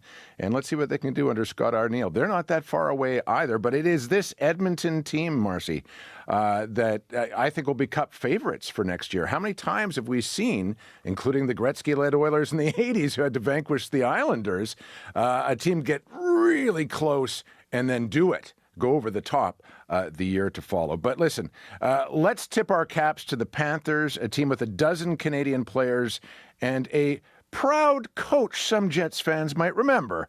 Paul Maurice had this to say after winning the Cup. There's a whole bunch of things you don't know until you get there. You don't win a Stanley Cup. I didn't win the Stanley Cup tonight. I got to share it. And that is a completely different idea. Not that I thought this was all about me. I certainly didn't. You can replace me tomorrow. That's a good hockey team. But that's what I learned. You don't win a Stanley Cup. You get to share it. There you are. Paul Maurice, who, of course, left the Jets a couple of years ago, took over this Panthers team. Right after the final whistle last night, as I'm sure many of our listeners will have heard, Maurice said, if there's just one other thing I desire, it's that the Jets win the next Stanley Cup. I thought that was a really, really nice thing for him to take the time to recognize and say. Yeah, we're going to hear more in the news. People reacting here locally to that for sure. All right, let's turn our focus to soccer, although some believe that Canada's game against Peru tonight could end up looking like a hockey game. Yeah, and count me among those people. Peru, especially when they play in their continental tournament, Marcy, are tough customers. In their previous match at this Copa America, they drew with Chile while the teams amassed 37 fouls between them. Canada, by comparison, committed just 9 in their game against Argentina, and yet Peruvian coach Jorge Fossati offered this assessment. They are a very physical team. Canada used excessive force against Argentina. There is a thin line between strength and violence. If we have to use our fists, then we will use our fists. We won't shy away. Hearing that, Canada needs to keep calm, carry on, and maybe score a goal or two. It's something Canada has not done against a higher-ranked opponent since last October versus Japan. And that needs to change, Marcy, if the Canadians are going to advance to the knockout round of the Copa America, which would be nice, especially since we don't have hockey for another couple of months. All right, Scott, thank you. You betcha. That's Scott Regier with Morning Sports. Still ahead, we're going to hear from some Manitobans that watched the game last night. Let's get into traffic. Peter called. Highway 1 and 13, apparently eastbound, a detour there. Highway 1 is closed through Headingley at the juncture where they're fixing the rail line. You're going to find detours through there. That's both directions. Also, until June 28th, that's the Headingley closure will last that long. Louise Bridge will also be closed till June 28th. And so some closures this week. And also, an early morning call northbound Main at Redwood, a car on the median, and that wasn't isn't affecting traffic, but just noted, and that could be moved by now. Update us on the traffic line, 788-3093. And in your forecast, lots of sunshine and maybe a little rain this afternoon. Coming up, what's it like to shop for groceries right now? Fun, right? Said no one. Shopping for groceries on a budget is extremely difficult, especially if you're trying to get proper nutrition into your household. So we're going to hear what that sounds like and looks like and is like in 2024. Stay tuned. It's after your CBC Winnipeg News. This is CBC News. Good morning. I'm Heather Wells in Winnipeg. At 7:30, it's 19 degrees and sunny in Winnipeg, but we're going to see clouds move in, a good chance of late-day showers, still windy like yesterday, but unlike yesterday, not as hot.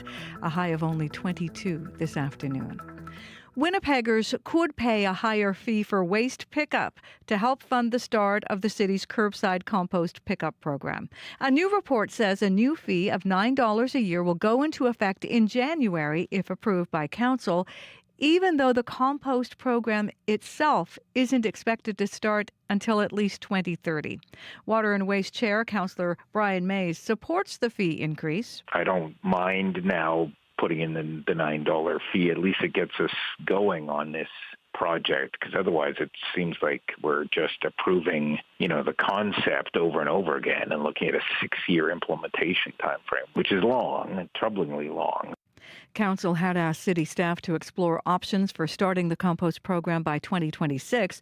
The report says that would not be feasible.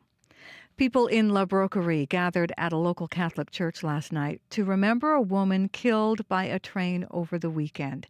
78-year-old Ida Saint-Vincent died after she was hit by a train on Sunday in the community. It happened during a parade for Saint Jean-Baptiste Day.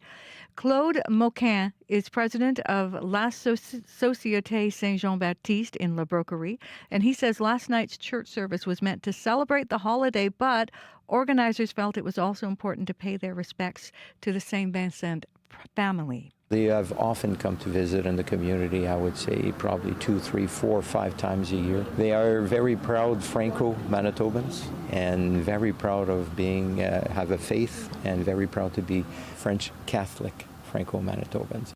Saint Vincent's son tells Radio Canada his mother was a larger-than-life character who loved to volunteer in the community. RCMP and CN Police are investigating.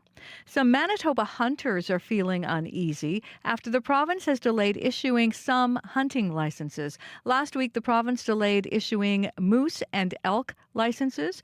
It comes just days after Manitoba Keewatin Okemakanak called for no more licenses in certain areas, the Northern Chiefs wanting to protect First Nations rights to the land. Melanie McCarthy at the Manitoba Lodges and Outfitters Association worries about the impact of fewer licenses on some of her group's members. If they are, eliminated from hunting or clawed back from hunting or whatever that is potentially going to look like here, we have livelihoods at stake. In some cases, these are generational businesses. Natural Resources Minister Jamie Moses didn't explain specifically what led to the delay, but says the province is listening to all perspectives. The federal Conservatives have just won the federal by-election in the riding of Toronto-St. Paul's in a stunning upset. The counting was underway all night long, and early this morning, Elections Canada released the results from every polling station. Conservative Don Stewart is the winner with 500 more votes than his Liberal Party rival, Leslie Church. There's a message that our voters would like to send to Mr. Trudeau, and that's one of change. The only way to get that is by electing a Conservative government. The riding has been a safe Liberal seat for decades, but this by-election was seen as a test for Justin Trudeau and his leadership. Ukraine is officially launching membership talks today with the European Union. Ukrainian President Volodymyr Zelensky says it is a dream come true for Ukraine after more than 2 years of war with Russia. Candidate countries must bring their laws and standards into line with those of the EU in 35 policy areas, from fisheries to taxation to security. You can hear more national and international news coming up on World Report at 8. Well, a Winnipeg Stanley Cup shout-out. The horn of victory as the Florida Panthers win the Stanley Cup last night. They did it by beating the Edmonton Oilers 2-1. The Oilers, who had pushed the game to the limit, the series to the limit, to a Game 7.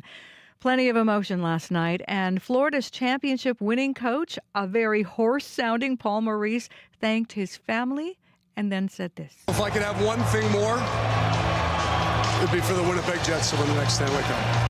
Of course, Maurice led the Winnipeg Jets before heading to Florida, racking up more than 300 wins here and leading the team to the 2018 NHL Western Conference Final.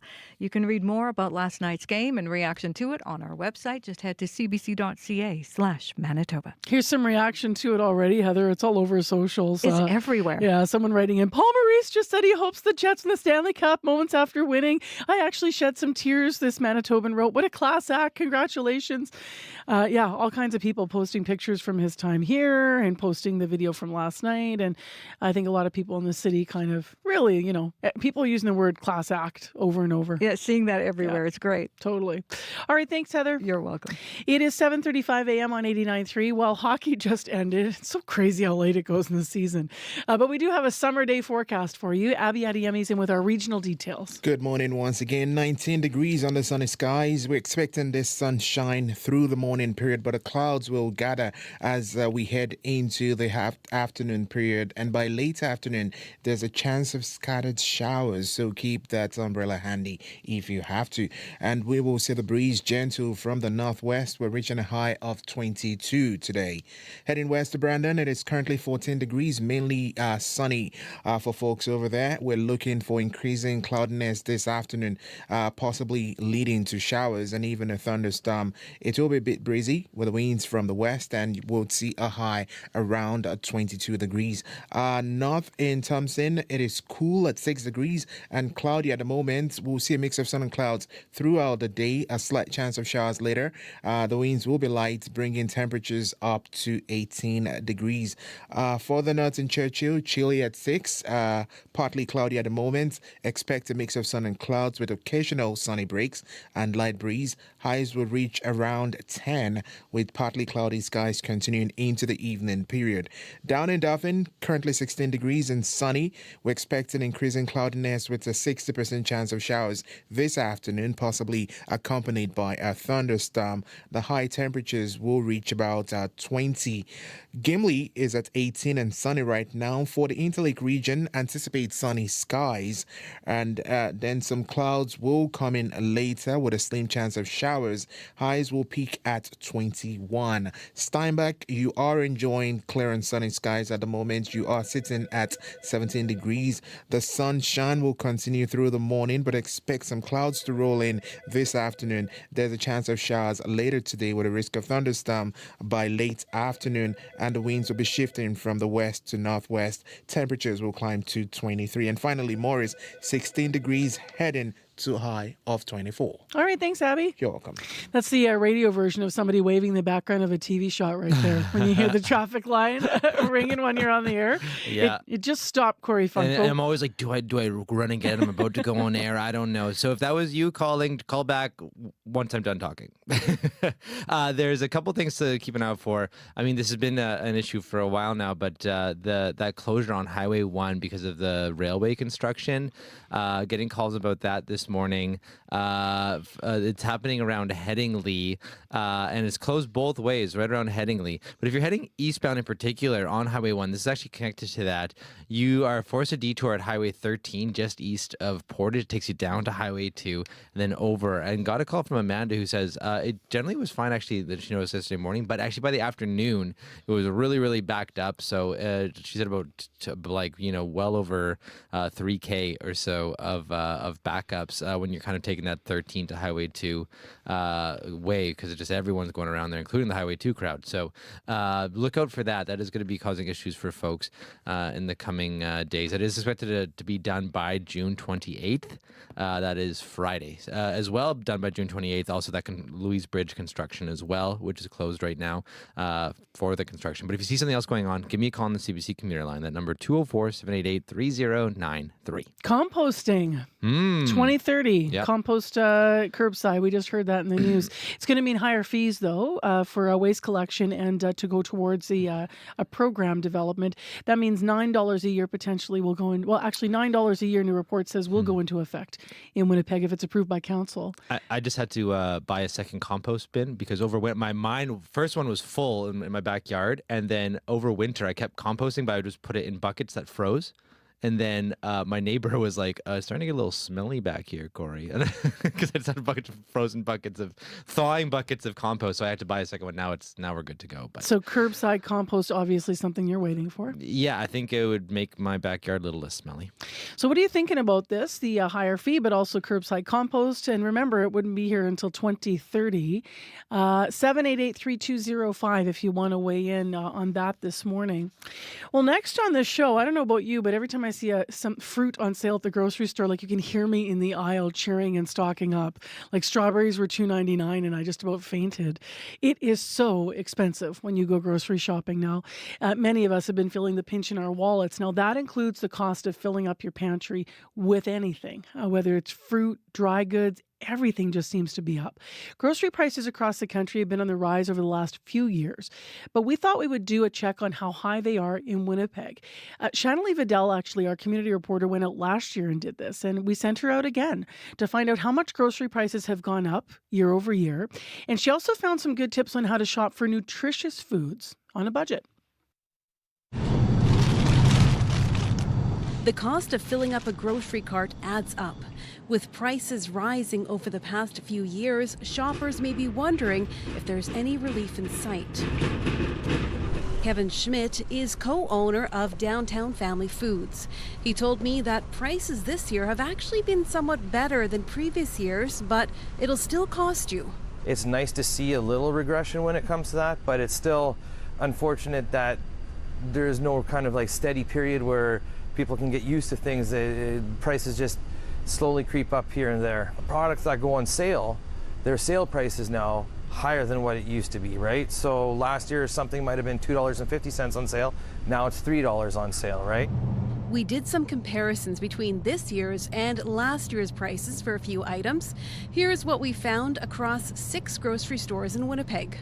The price for a beef inside round roast stayed the same at $26.43 per kilogram at several stores, but we did find it recently at one store for $16.51 per kilogram. The price of bananas increased anywhere from 1 cent to 10 cents per pound. It stayed the same at one store at 99 cents, which was the highest price we found. Canned tomatoes without salt increased at all but one store, where it stayed at $1.99 per can. Elsewhere, the increase ranged from 11 cents to 80 cents. With inflation and shrinkflation not going away, making healthy choices at the grocery store might seem a bit overwhelming. So we asked for a bit of help. Andrea Cates is a certified integrative nutritionist and knows her way around a grocery store. I think just like everybody else, I'm really feeling the cost of groceries being so much higher than they were even a couple of years ago. And so I do try to, find some healthy, nutritious options, but still making sure that I'm not breaking the bank with those decisions. According to Cates, saving money involves doing things like choosing produce that's in season, buying in bulk, and making sure you make use of what you buy so it doesn't go to waste. As well, putting in the time to plan and prepare your own meals by making a shopping list may help you avoid impulse purchases. So when we look at the pre-cut vegetables, like the ones that they have here, well, the convenience factor is up there, right? You just have to take off the wrap and you're good to go. The issue there is you could probably get about 2 or 3 times the amount of food for the same price if you did the work in your kitchen instead of purchasing it at the grocery stores. I think the biggest things that I have on my grocery list are fruits and vegetables. I also try to get fish, beans, nuts, and seeds in there. I'm a vegetarian, so I don't eat meat, and I try and avoid processed foods as well, or overly processed foods. There's a significant difference in cost a lot of the times with certain fruits and vegetables when we talk about organic.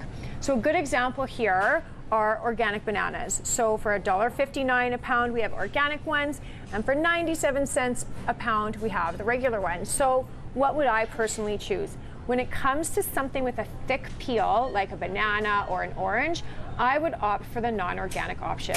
That doesn't really make a huge difference in terms of what's happening on the inside. So if we're going for beans, this is a really great one because there's no salt added, okay? So that's an important thing that we're looking for when we're talking about canned beans. We still want to give it a good rinse, but that's a better start. What's interesting is I'm looking at the price difference between the ones with the no salt and the regular ones, and they're actually the same price.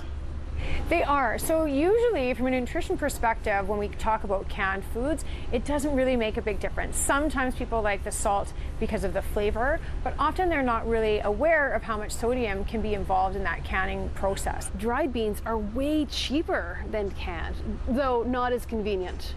Not as convenient, but if we have a little bit of forethought with our planning for our food, it's a much, much cheaper process. And so just as an example, these black beans are $2.49, but you're going to get about 4 or 5 times the amount than what you would from a can. So it's a huge cost savings for just a little bit of extra planning on your part. When it comes to other proteins, Kate's advises to limit how much meat you buy because it tends to be expensive, and there are healthier options that can also save you a few bucks. So something that I look for when I'm buying fish is the word wild. Okay, so that's really important. We're looking for wild caught seafood and fish versus farmed. That's going to just be a healthier option. And the other important thing for us to always look at, especially when frozen, are the ingredients. You would think that it's just the fish, but sometimes there's added preservatives or perhaps something else in there that we want to make sure that it's just the fish that we're purchasing so we can go home and make a really healthy meal for ourselves or our family. There's been a lot of issues where I think a lot of people sometimes think that eating healthy means it's more expensive. And there are a lot of different things that we can do at the grocery store level to make sure that that's not the case. CBC Manitoba community reporter Shanley Vidal getting some grocery shopping tips from Winnipeg nutritionist Andrea Cates. Time right now, 7:47 a.m. on 89.3 on CBC. And next, a little music from an artist that's going to be performing at the Burt on Thursday. This is Australian singer-songwriter Ziggy Alberts with New Love. Feels like I've been running for most of my life. Then I've looked up, seen what has passed me by. Had this dream one early morning that you walked in when I walked out. Then I woke up. And say I've stood for rights, but lost most the same. Cause my heart just broke in so many ways. And I fell right from the treetops, and you walked in when I walked out. Then I woke up. But if I stay like this, what could become of everything dear that I have done? Like dam and rivers that lead to seas, I gotta trust that some new love will find its way back to me, back, hey!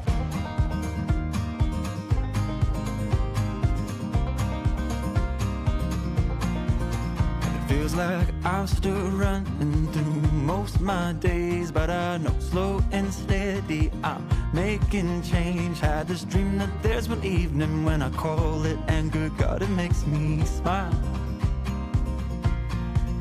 And now I sit real quiet before going on stage. And although my heart broke in so many ways, and I don't have all the answers, but I know now I can be expressions of love. But if I stay like this, what could become of everything dear that I have done?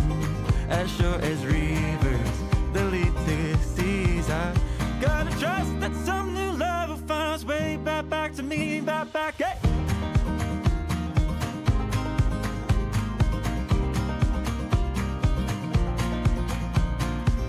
I'm making change of what was and who I was. I'm making space for new love to come. I'm making change of what was, who I was. I'm making space for new love to come. I'm making change of what was, who I was. I'm making space for new love to come. I'm making change of what was, who I was. I'm making space for new love to come. Ziggy Albert's going to be playing the Burt on Thursday. This tune's called New Love. It is 11 minutes to 8 o'clock on 89.3 FM, 990 AM on the app or YouTube. Thanks so much for joining us this morning. I'm Marcy Marcusa, and it is 19 degrees, mainly sunny. The high today, 22, chance of showers this afternoon. Well, this week, City Council will vote on proposed changes to community grants. Right now, the city divides $3.4 million among a variety of groups through their annual community grant program. But that amount could drop to $1.3 million annually starting next year. Now, it means that groups that had their grants approved through the budget will now have to apply to a new program. The Executive Policy Committee approved the changes at its meeting last week. Also last week, Mayor Scott Gillingham was on CBC, sitting with us here in studio, telling us more about the proposed changes and explaining what's being talked about. What we want to do is ensure that when we're looking at grants and reviewing grant applications, that they are seen through the lens of the city's priorities and city council priorities. And we didn't have a robust intake process before. That's really what this is about, is ultimately about establishing an intake process that is robust, and then the grant applications can be measured against the strategic plan of council. I want to ask you how concerned people should be, because if you meet the threshold and you match the goals, then you may get the same level of funding. But if not, and if the province or the privates don't step in, then, I mean, that's at the heart of the fear. What happens to these organizations that are doing the vital work? Because the timing seems strange to sort of make that shift. Although I respect what you're saying about you have a plan now. Yeah, and the timing, I mean, this has been part of our budget for the last several months, so it's been public. What I appreciate is one of the leaders of one of the organizations reached out to me yesterday. We have a good relationship. He called and he said, look, can we at least have a conversation? Maybe it's time to have a conversation between the city, our organizations, the province of Manitoba, and the private sector. For more than 20 years, Art City has relied on that operational funding from the City of Winnipeg, and now with potential cuts and changes to how the grants are flowing, the organization says their future is in question. Managing Director Josh Ruth joins us now over Zoom. Good morning. Good morning. I saw you shaking your head when you were listening to the mayor there, so what were you thinking? Well, I mean, it's been in the budget. It's been public for months. That's not been our experience. Unfortunately, we found out about this very recently, and it feels disheartening to have such devastating news, just as all of these organizations are going into the summer with very little time to respond and organize. So, yeah, I don't know. That wasn't our experience of it, and that hasn't been the experience of many of my colleagues. So the mayor has said that they're changing the way that they approve grants. You will have to do reapplications, but it doesn't necessarily mean that your funding will be cut. Is that your sense of this or not? There's no way that's true. I mean, we take no issue with an application process, an intake process. That's something we do all the time. The concern and the great alarm that we're all feeling is that the community grants program is being cut nearly in half, and then the application process is framed as though it makes it open to more organizations to apply. But it's counterintuitive to us that you would open it to more organizations while also slashing the budget so dramatically. And the other major point here that is very alarming is that the funds will no longer be considered operational, which means that they're not eligible to be used for things like admin costs and salaries and wages, like some of our most crucial funding needs that are not often covered by project grants, and also project grants, including what this will be now. We don't know if we're going to get them, so it's very destabilizing. For example, the last 2 years, Art City has faced a deficit because of project grants that didn't come through that we thought we were expecting. What will you do if this doesn't come through in the same way that you've had, and what will you do, especially on the operational side? That's what we're all scrambling to figure out, honestly. There's no, I mean, for 20 years, we've been relying on this operational grant.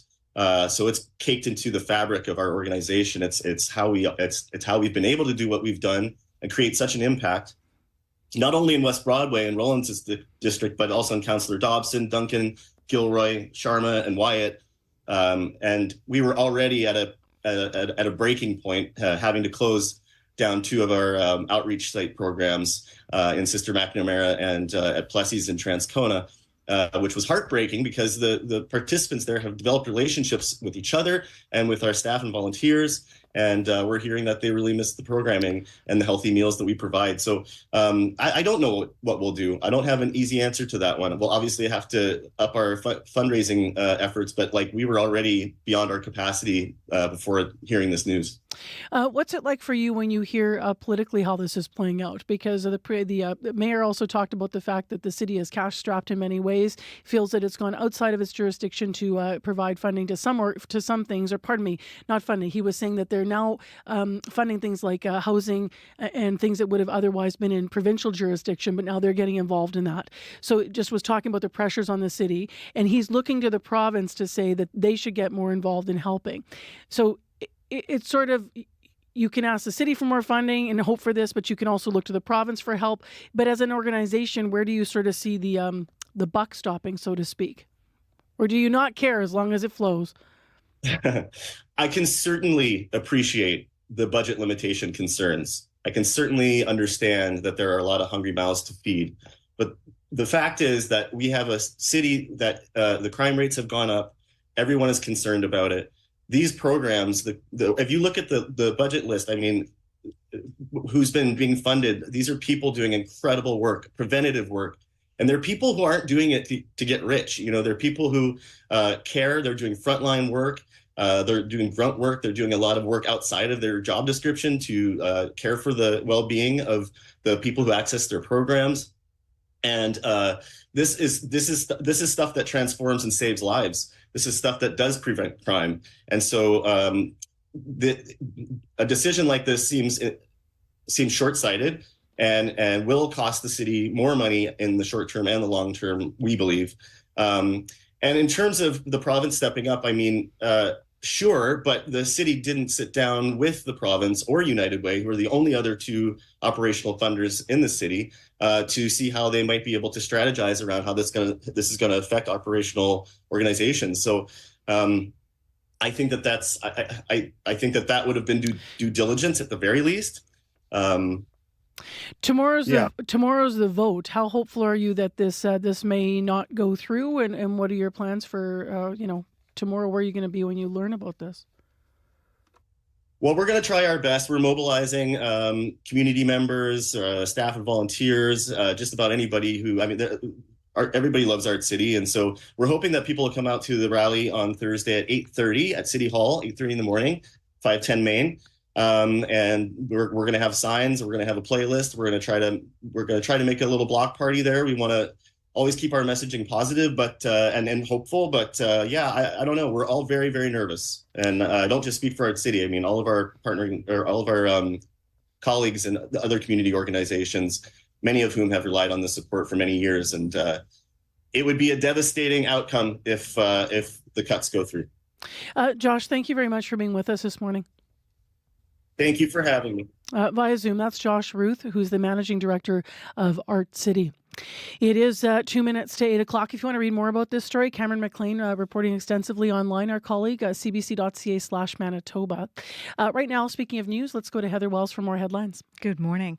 Well, some Manitoba hunters are feeling a little uneasy after the province delayed issuing some hunting licenses. Last week, the province delayed issuing moose and elk licenses. It comes just days after the Northern Chiefs Group called for no more licenses in certain areas to protect First Nations rights to the land.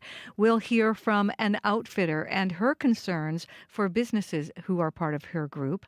Social media is on fire this morning with Paul Maurice. You remember him, Winnipeg Jets former coach, and now the Stanley Cup winning coach of the Florida Panthers. In interviews yesterday, Paul Maurice still had thoughts about his former team. We'll hear that in our next local news at 8:30. All right, thanks, Heather. You're welcome. In Winnipeg, mainly sunny, 19, a high of 22. It's going to be windy, though, and a chance of showers late this afternoon.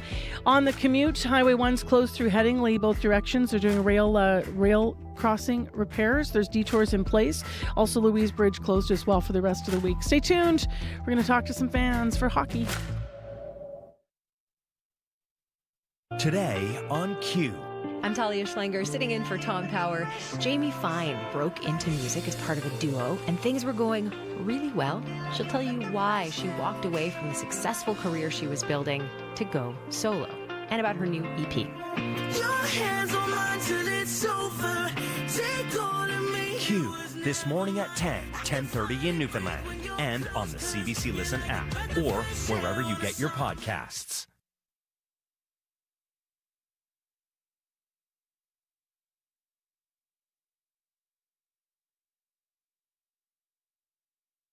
And there's little there for them to live on, and water is in very short supply. The Current's Elizabeth Hoth brings us that story from Chad coming up on The Current.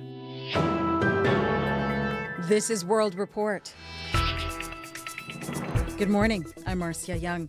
For the first time in more than 30 years, a federal Conservative has won the riding of Toronto St. Paul's. Don Stewart will be the MP of the former Liberal stronghold. The by-election results are a defeat for the Liberals. The CBC's Kate McKenna joins me now from Ottawa. And Kate, what can you tell us? Marcia, to say that this is an upset is an understatement. Until last night, a Conservative hadn't been competitive in Toronto St. Paul's since the 80s. Now the Liberals have a big crack in what's known as Fortress Toronto. The winner is Don Stewart. He's a consultant. He won the riding with about 42% of the vote against Liberal Leslie Church, who is a former Parliament Hill staffer and lawyer. It was a nail-biter that lasted all night. Church was in the lead well past midnight, but with only 3 polls left, the result flipped. Throughout it all, Stewart seemed optimistic. Here's what he told supporters last night. Kudos to you. Kudos to the people in this room and those who can't be with us here tonight. Let's give some weight, and we'll see how the rest of the results come in tonight, and then we'll carry on. But I'm still positive on tonight. So let's not give it up. So what's next for the Liberals given this big loss? Well, this has got to be crushing news for them. If this seat isn't safe, then no Liberal seat is safe. We're a year out from a general election, and MPs are deciding whether or not they want to run again. This result is likely to reverberate through caucus and possibly influence those decisions. And then there's one big question, and that is what is going to happen with the Prime Minister? We've heard rumblings of some Liberals being frustrated that he says he's staying on as leader. Will those murmurs become louder and more public? We'll also be looking at the Prime Minister to see what his next steps are. Will he be making big changes to his team or cabinet, or will he step down himself? This could end up being a watershed moment in Canadian politics. Thank you, Kate. Thank you. The CBC's Kate McKenna in Ottawa. The latest inflation data for May is out. Statistics Canada says the inflation rate is up from 2.7% to 2.9% in the last month. It is moving further away from the Bank of Canada's target of 2%. Here is CBC's senior business correspondent, Peter Armstrong. This breaks a 4-month run of inflation steadily easing back toward the Bank of Canada's 2% target. It comes just 3 weeks after the Bank of Canada cut interest rates, a cut it said it could do because it felt confident that inflation pressures would continue to work their way back to that target. The increase in prices here comes mostly through higher costs for services. Goods held fast and grew at the same rate we saw last month. Services in this case, we're talking about travel, air transportation, cellular services. But again, rent and mortgage interest costs continue to be the biggest drivers of the increase to month over month and year over year inflation. The question, of course, is how the Bank of Canada will view this, and we'll get one more inflation report before the bank has to decide on another interest rate decision at the end of July. But all eyes will now shift to how the Bank of Canada views these numbers. Peter Armstrong, CBC News, Toronto. In Nairobi, Kenya.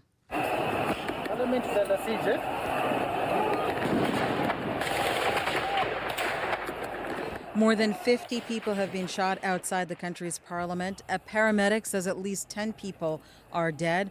Protesters stormed the government building and set several fires. The demonstrators wanted to stop a bill that would introduce $2.7 billion in new taxes. It would also increase some existing taxes. That bill was passed today. Protesters are calling for the resignation of Kenya's president, William Ruto. They say he is not living up to his promise to uplift the poor. A new ruling from Israel's Supreme Court could create political chaos for Prime Minister Benjamin Netanyahu and his ruling coalition. The court unanimously ruled this morning ultra-Orthodox men can no longer be exempt from military service. CBC's international correspondent Margaret Evans is in Jerusalem with the latest. The ruling was widely expected, but it will be a thunderbolt to Prime Minister Benjamin Netanyahu's governing coalition nonetheless. One of his main pledges to the ultra-Orthodox or Haredi parties helping to prop up his government was that he'd pass legislation guaranteeing religious students continued exemption from military service. Always controversial here, but even more so given Israel's 8-month-long war in Gaza and another threatening on its northern border. Political scientist Gael Talshir. Our boys and men and women are in the service now for 200 days without breaks, and the ultra-Orthodox want to be exempt for good. It's been a sore spot amongst secular Israelis for years, but growing resentment amongst the non-Orthodox religious right and within Netanyahu's own Likud party has meant he couldn't push the legislation through. Talk to religious students in Haredi neighborhoods, many from the United States, they'll tell you they protect Israel through prayer. No one denies the idea that they need soldiers, but they also need prayer. But in a unanimous decision, the court ruled that in the midst of a grueling war, the burden of inequality is harsher than ever and demands a solution. The political question now is whether the ultra-Orthodox parties will pull out of Netanyahu's coalition or decide they'd still be better off with him. Margaret Evans, CBC News, Jerusalem. We are getting new insight into how Canadians feel about the Israel-Hamas war. A survey by Innovative Research Group shows a majority of Canadians agree with both Israel's existence and the need for a Palestinian state. But as Rafi Boudjikanian tells us, there's little tolerance for the protest camps on university campuses. A confrontation between pro-Palestinian protesters at McGill University and Montreal police 2 weeks ago. On campuses across the country, encampments have sprung up in the past few months. Now, a new survey by the Innovative Research Group shows most Canadians have no patience for them. More than 60% oppose disruptive campus demonstrations, and nearly 40% are against even those that do not interfere with educational activities, regardless of which side of the Middle East conflict those activities support. People don't really like anything that even has the hint of disruption. Greg Lyle is the president of Innovative Research Group. He points out the survey was also more positive in other areas. 52% say it is important for Israel to exist as a Jewish state. 49% say it is important to create a Palestinian state. A majority of respondents support free speech about either of those ideas, and more than 3/4 oppose speech calling for violence against either Jews or Muslims. What we found overall was willingness to accept political differences. Innovative Research surveyed some 1,872 Canadians online during the last 2 weeks of May. It conducted the research on behalf of the Provocation Ideas Festival. The event's board of directors includes CBC Ideas host Nala Ayad and CBC Radio contributor Sabrina Dellon. Rafi Boudjikanian, CBC News, Ottawa. Julian Assange is on his way to freedom after striking a plea deal with U.S. authorities. The WikiLeaks founder has agreed to plead guilty to violating a U.S. espionage law. He spent the last 5 years in a British prison fighting extradition to the U.S. Now Australian Prime Minister Anthony Albanese says it is time for Assange to return home. Regardless of the views that people have about Mr. Assange's activities, the case has dragged on for too long. There's nothing to be gained by his continued incarceration, and we want him brought home to Australia. Assange is expected to be sentenced to 62 months in prison, but he will receive credit for the time served. He will spend no time in U.S. custody. Edmonton Oilers fans are mending heartbreak this morning. Their team lost the Stanley Cup to the Florida Panthers last night. The final score, 2-1 for the Panthers. In Edmonton, fans say they're disappointed, but still loyal to their team. We're proud of them. They made it this far. I mean, they could have gone out earlier than they did. They should have done better for us. Game 7, it was all on the line. They could have done it, and we were so close. Now we got to go another 18 years maybe before we get back there again. You know what? You win some, you lose some. But Oilers still for life. Oilers captain Connor McDavid was named the playoffs MVP. He led his team from a 3-game hole in the series, forcing Game 7. We showed all year long that we could fight back, even in the most dire situations. And obviously tough to be down 3 and tough to string 4 in a row against a good team like that. Now Edmonton can look forward to next year's run. And that is the latest national and international news from World Report. News anytime at cbcnews.ca. I'm Marcia Young.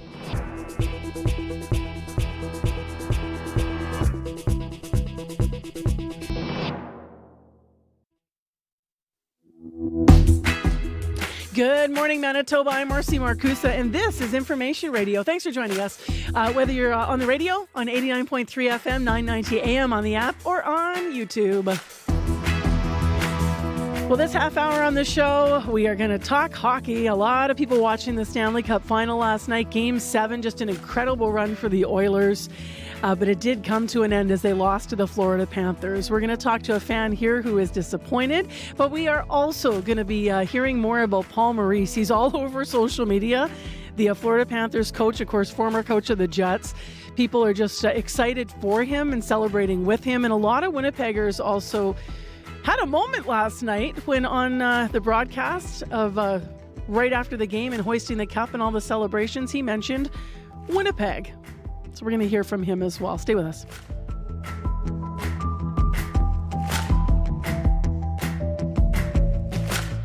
Right now, let's go to Heather Wells for other news headlines and stories. Good morning. Good morning. Well, people in La Broquerie gathered at a local Catholic church last night to remember a woman killed by a train over the weekend. 78-year-old Ada Saint-Vincent died after being hit by a train in that community during La Broquerie's Saint Jean-Baptiste Day parade. Her son tells Radio Canada his mother was larger than life. We'll hear more. And Winnipeggers could pay a higher fee for waste pickup to help fund the start of the city's curbside compost pickup program. A new report says a fee of $9 a year will go into effect in January if it's approved by council, even though the compost program itself isn't expected to start until at least 2030.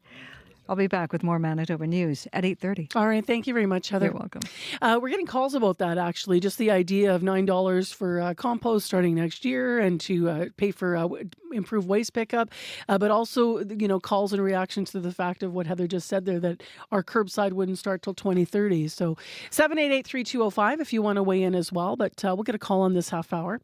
Right now, Abby Adeyemi, we've been talking about this forecast today, and I start to the day at least here. Yep, now we are seeing 20s across the south. Winnipeg is currently at 20 degrees. It's clear out there. We're seeing this beautiful start. We're expecting this sunny morning to stay with us.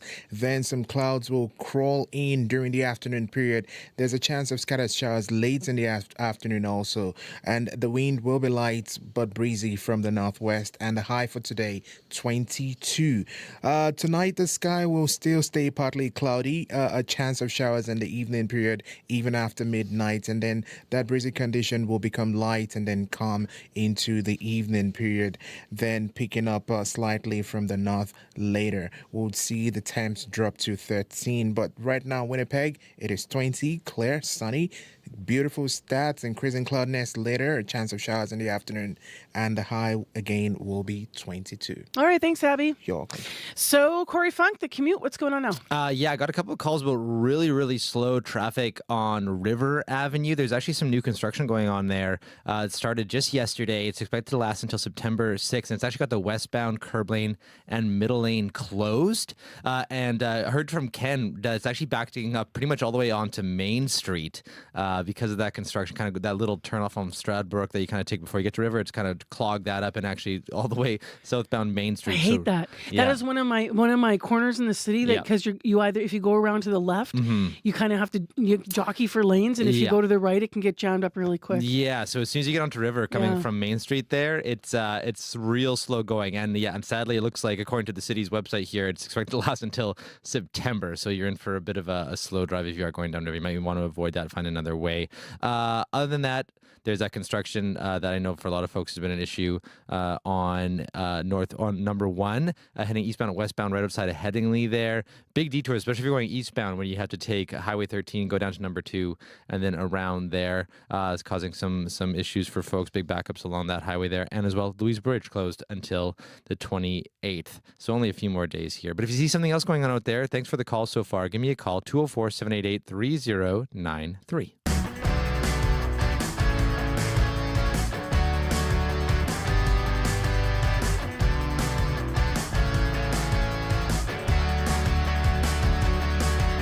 Well, be gentle with your Oilers fans today, everyone. A tough loss, to say the least. That's an understatement.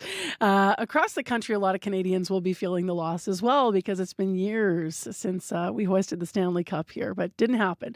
So the loss for Edmonton to the Panthers last night means that they nearly became the first Canadian team in over 30 years to win the Stanley Cup. But they did just fall short. They lost to the Panthers 2-1 in that Game 7 last night. However, you couldn't help but be happy for former Winnipeg Jets coach Paul Maurice. Here is what he told, and this is what everyone's talking about this morning. Here is what he said to Kyle Bukowskis last night from Sportsnet after the game. Paul, you said you needed to win one, and you've got one now. So what's it feel like? It's just brilliant, right? It's I've never hugged so many sweaty men in my entire life. I'm not sure I'm going to do it again, but I'm going to do it tonight. So, you know what? It's not what I thought it would be. It's so much better. But it's the hugs, man. I saw Sam Bennett smile today. First time in 2 years. It's brilliant. You know, it's for my mom and dad in Sault Ste. Marie, Ontario. My brothers, Mike and Shane, in Sault Ste. Marie and Waterloo. The whole Langlois clan in LaSalle, Ontario. All of the people that suffered through 30 years of me losing, making excuses. Mom and dad especially. Hey, Dad, your name's going up with your heroes. Belleville, Richard, Howe, Lindsay, Maurice. Last one for you. After your time in Winnipeg, you were prepared for a career in fishing, but I wonder if there is a better catch than Lord Stanley. Well, I was just lucky. You know what? It was. So if I could have one thing more, it'd be for the Winnipeg Jets to win the next Stanley Cup. Paul, congratulations. Thanks, Scott. So in one of his biggest moments, arguably the biggest moment of his career, Paul Maurice winning the Stanley Cup as coach of the Panthers last night, and he mentions Winnipeg. Well, social media is blowing up this morning. People are posting all over the place. Here's some of the comments from Manitobans and from fans that were watching this. People writing in, he's still one of us. Such a classy guy. Love him. I have a deep respect, someone else wrote, for Paul Maurice. Class act. Amazing coach. Happy for him. A classy guy with a soft spot for Winnipeg. Goes to show he was never the problem in the locker room. And finally, one more comment here. Imagine, one Manitoban wrote in here, imagine you're being interviewed after achieving the greatest professional success you'll ever see, and you not only mention a completely unrelated team, but you indicate if you could have one more thing, it would be that team also achieved the same success. I do believe that will be a dictionary definition of selfless. It was mind-boggling. So a lot of people just really, I think, had a moment in that moment with Paul Maurice last night. Now, let's talk to someone this morning who may not be so happy despite the Paul Maurice connection, and that is because Brad Day was cheering for the Oilers, like so many other Canadians.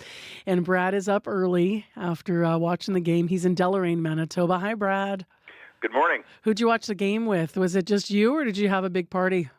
Oh, no, I just tend to kind of watch it myself, kind of go period by period and go for strolls between just to keep the stress level down.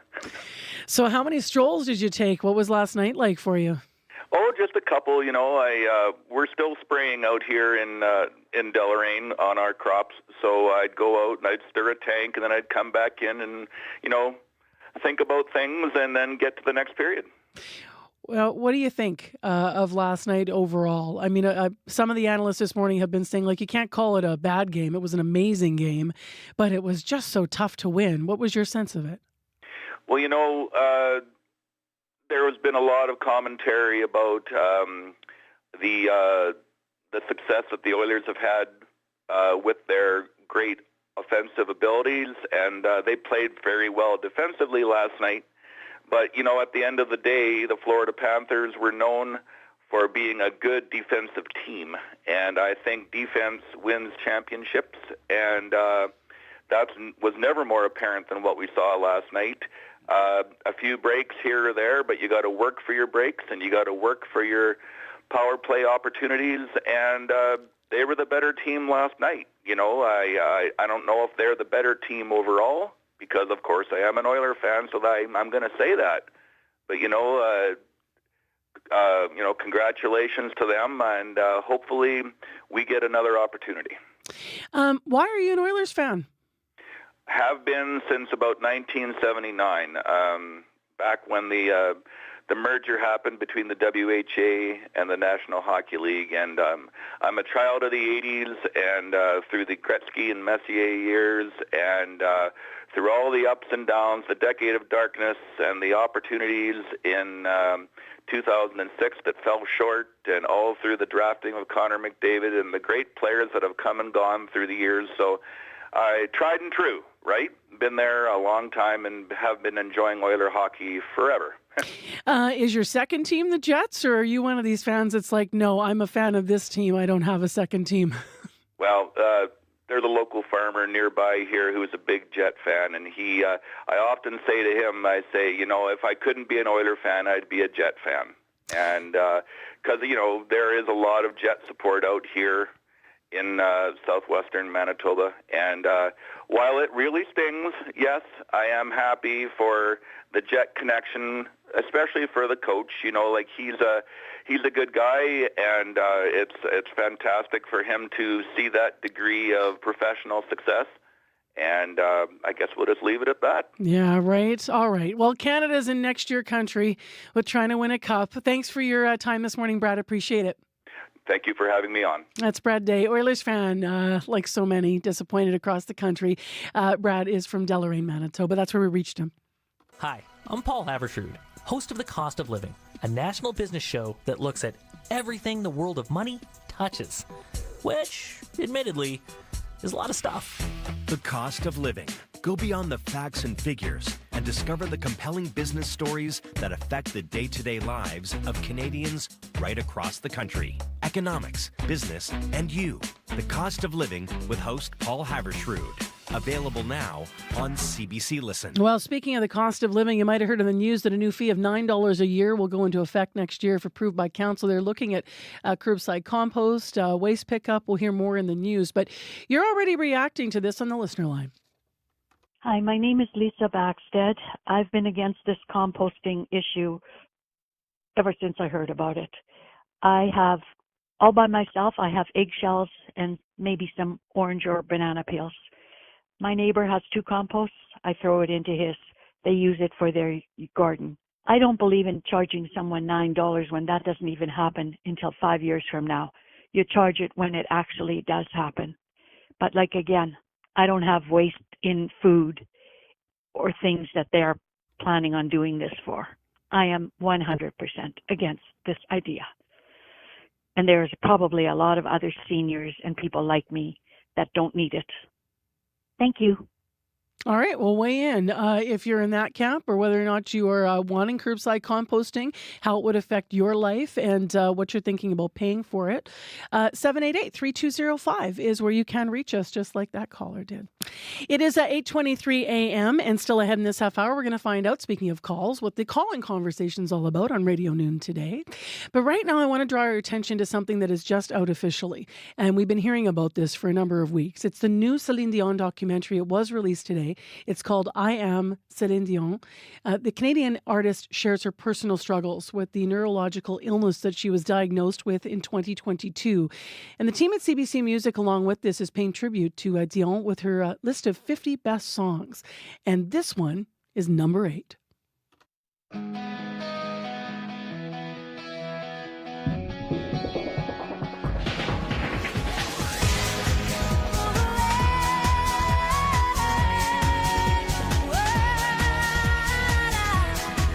This is Celine Dion, and I drove all night.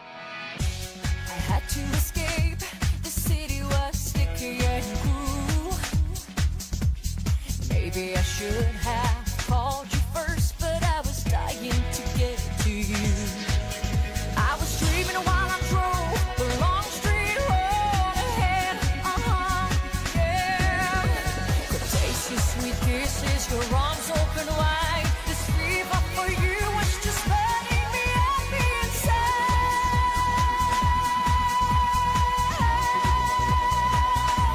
I drove all night to get to you. Is that alright? I drove all night,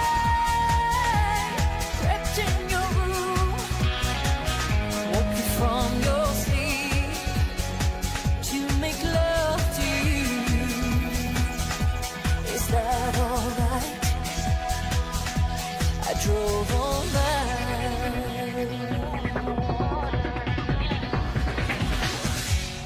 What in this world keeps us from falling apart? No matter where I go, I hear the beating of our one heart. I think about you when the night is cold and dark. Yeah. No one can move me the way that you do. Nothing erases this feeling between me and you.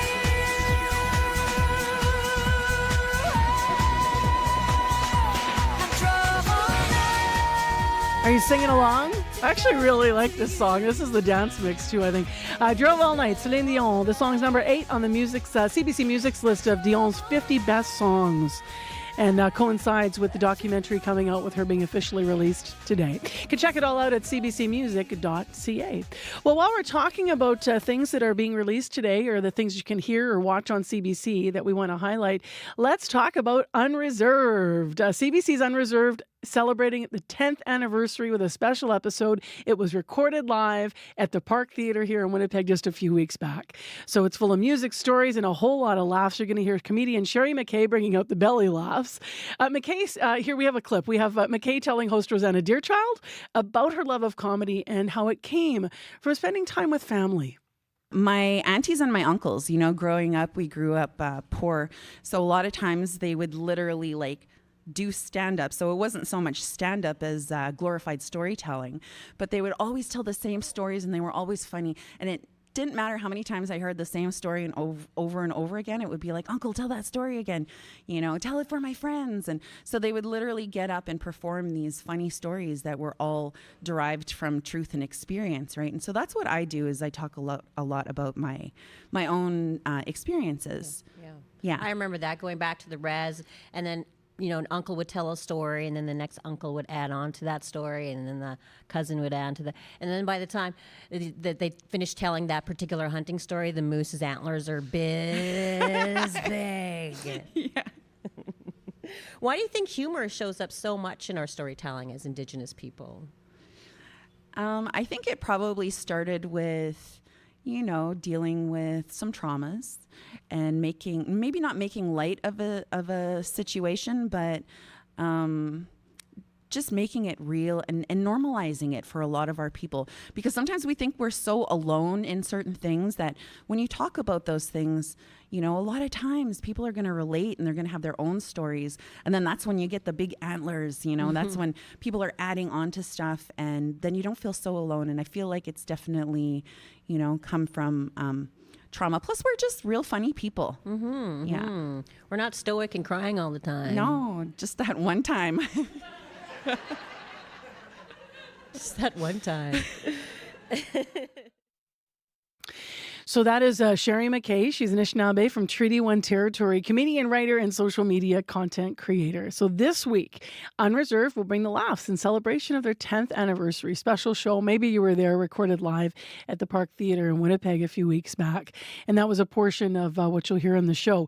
We're talking about it because you can hear it all today.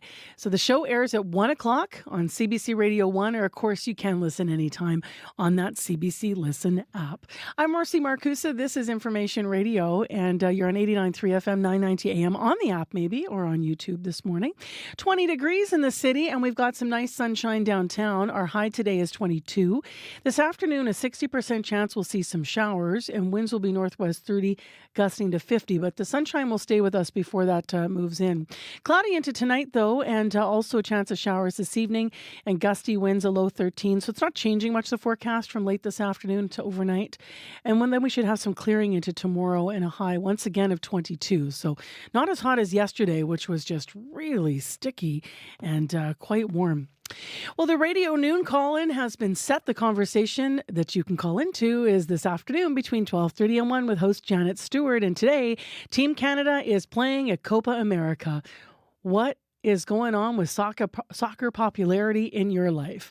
Why is it so popular in Canada for women and for men? And are you watching the Copa America? It's all things soccer talk in Canada on Radio Noon today on the Call-In Conversation. We always like to mention it near the end of the show because if you can't join the conversation live over the noon hour, maybe you can call right now and leave a message about soccer and why you love it.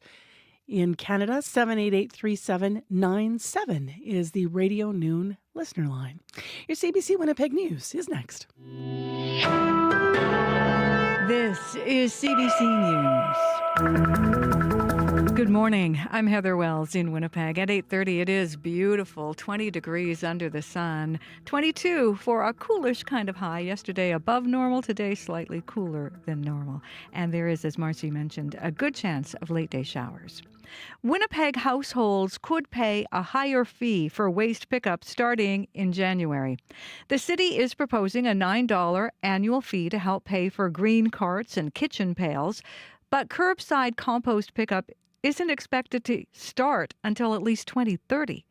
Water and Waste Chair Councillor Brian Mays says the increase is just a start. The $9 is kind of the first leg of the relay here. I mean, we've got a much bigger question of how much we're going to ask people to fund for this program. The main cost is going to be the collection, though. Like, is this 80 a year, 90 a year per household, 100 per year? What is this going to be? I think we need to get that answered. If approved by council, the fee increase goes into effect in January once compost pickup begins.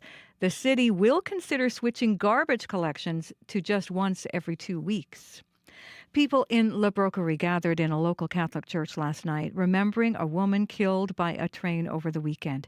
78-year-old Ida Saint-Vincent died after being hit by a train on Sunday. It happened during the community's parade for Saint Jean-Baptiste Day. Claude Moquin is president of La Société Saint Jean-Baptiste in La Broquerie. He says last night's church service was meant to celebrate the holiday, but organizers felt it was also important to pay respects to the Saint Vincent family. They have often come to visit in the community, I would say probably 2, 3, 4, 5 times a year. They are very proud Franco-Manitobans and very proud of have a faith and very proud to be French Catholic Franco-Manitobans. Saint Vincent's son tells Radio Canada his mother was a larger-than-life character who loved to volunteer in the community. Some Manitoba hunters are feeling uneasy after the province has delayed issuing some hunting licenses. Last week, the province delayed issuing moose and elk licenses. It comes just days after Manitoba Kiiwetinowi Okimakanak, the Northern Chiefs, called for no more licenses in certain areas to protect First Nations rights to the land. Melanie McCarthy is at the Manitoba Lodges and Outfitters Association. She worries about the impact of fewer licenses on some of her group's members. If they are, eliminated from hunting or clawed back from hunting or whatever that is potentially going to look like here, we have livelihoods at stake. In some cases, these are generational businesses. Natural Resources Minister Jamie Moses did not explain specifically what led to the delay, but says the province is listening to all perspectives.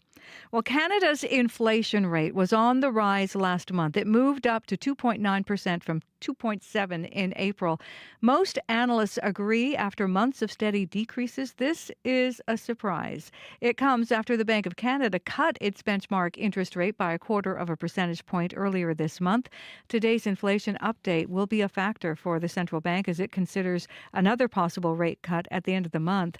Here in Manitoba, we still do have the lowest inflation in Canada, but just slightly ahead of Saskatchewan. Inflation in Manitoba was 1.3% last month. It was 0.4% the month before. As Manitobans struggle with the high cost of groceries, a Winnipeg nutritionist has some advice this summer. Andrea Cates suggests cooking from scratch and buying produce that's in season, as well swapping some of the red meat you eat for beans or wild-caught fish, which are typically less expensive.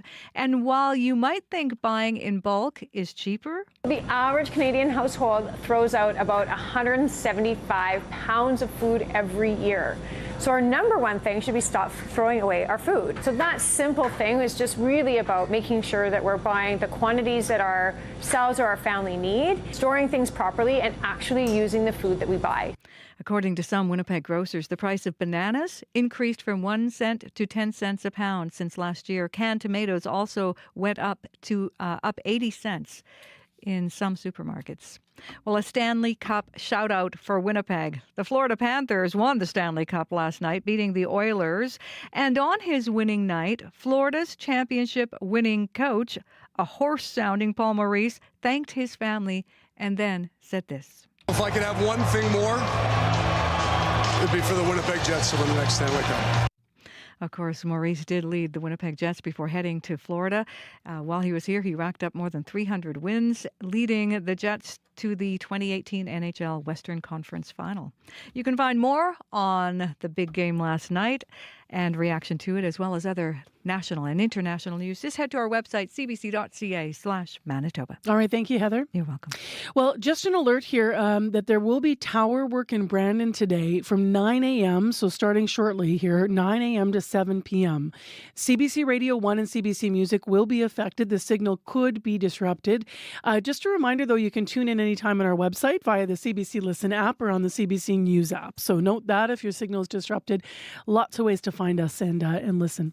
It is 8:35 as mentioned. Corey's in with one last look at the commute. Yeah, St. James Bridge, Sheerness, there's construction on Century right now, and that's expected to last until June 28th. So the northbound, southbound curb lanes are closed for street construction, so you can expect some delays there. And River Avenue, really backed up from Arctic to Osborne. There's construction expected to last till September. Back up all the way to Maine.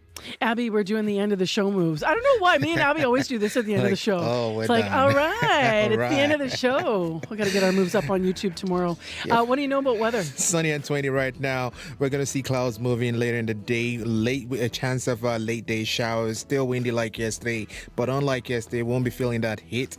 Breezy conditions gusting all the way to 50, cooling things down to 22. Now across the province, mixed bag. Churchill is going to get to 3 degrees, and it's going to be getting to 24 in Morris. All right, let's keep that end of the show dance going. There you go.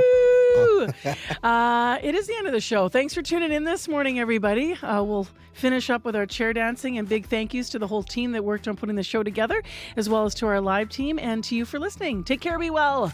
We'll talk to you again right here on Information Radio on CBC.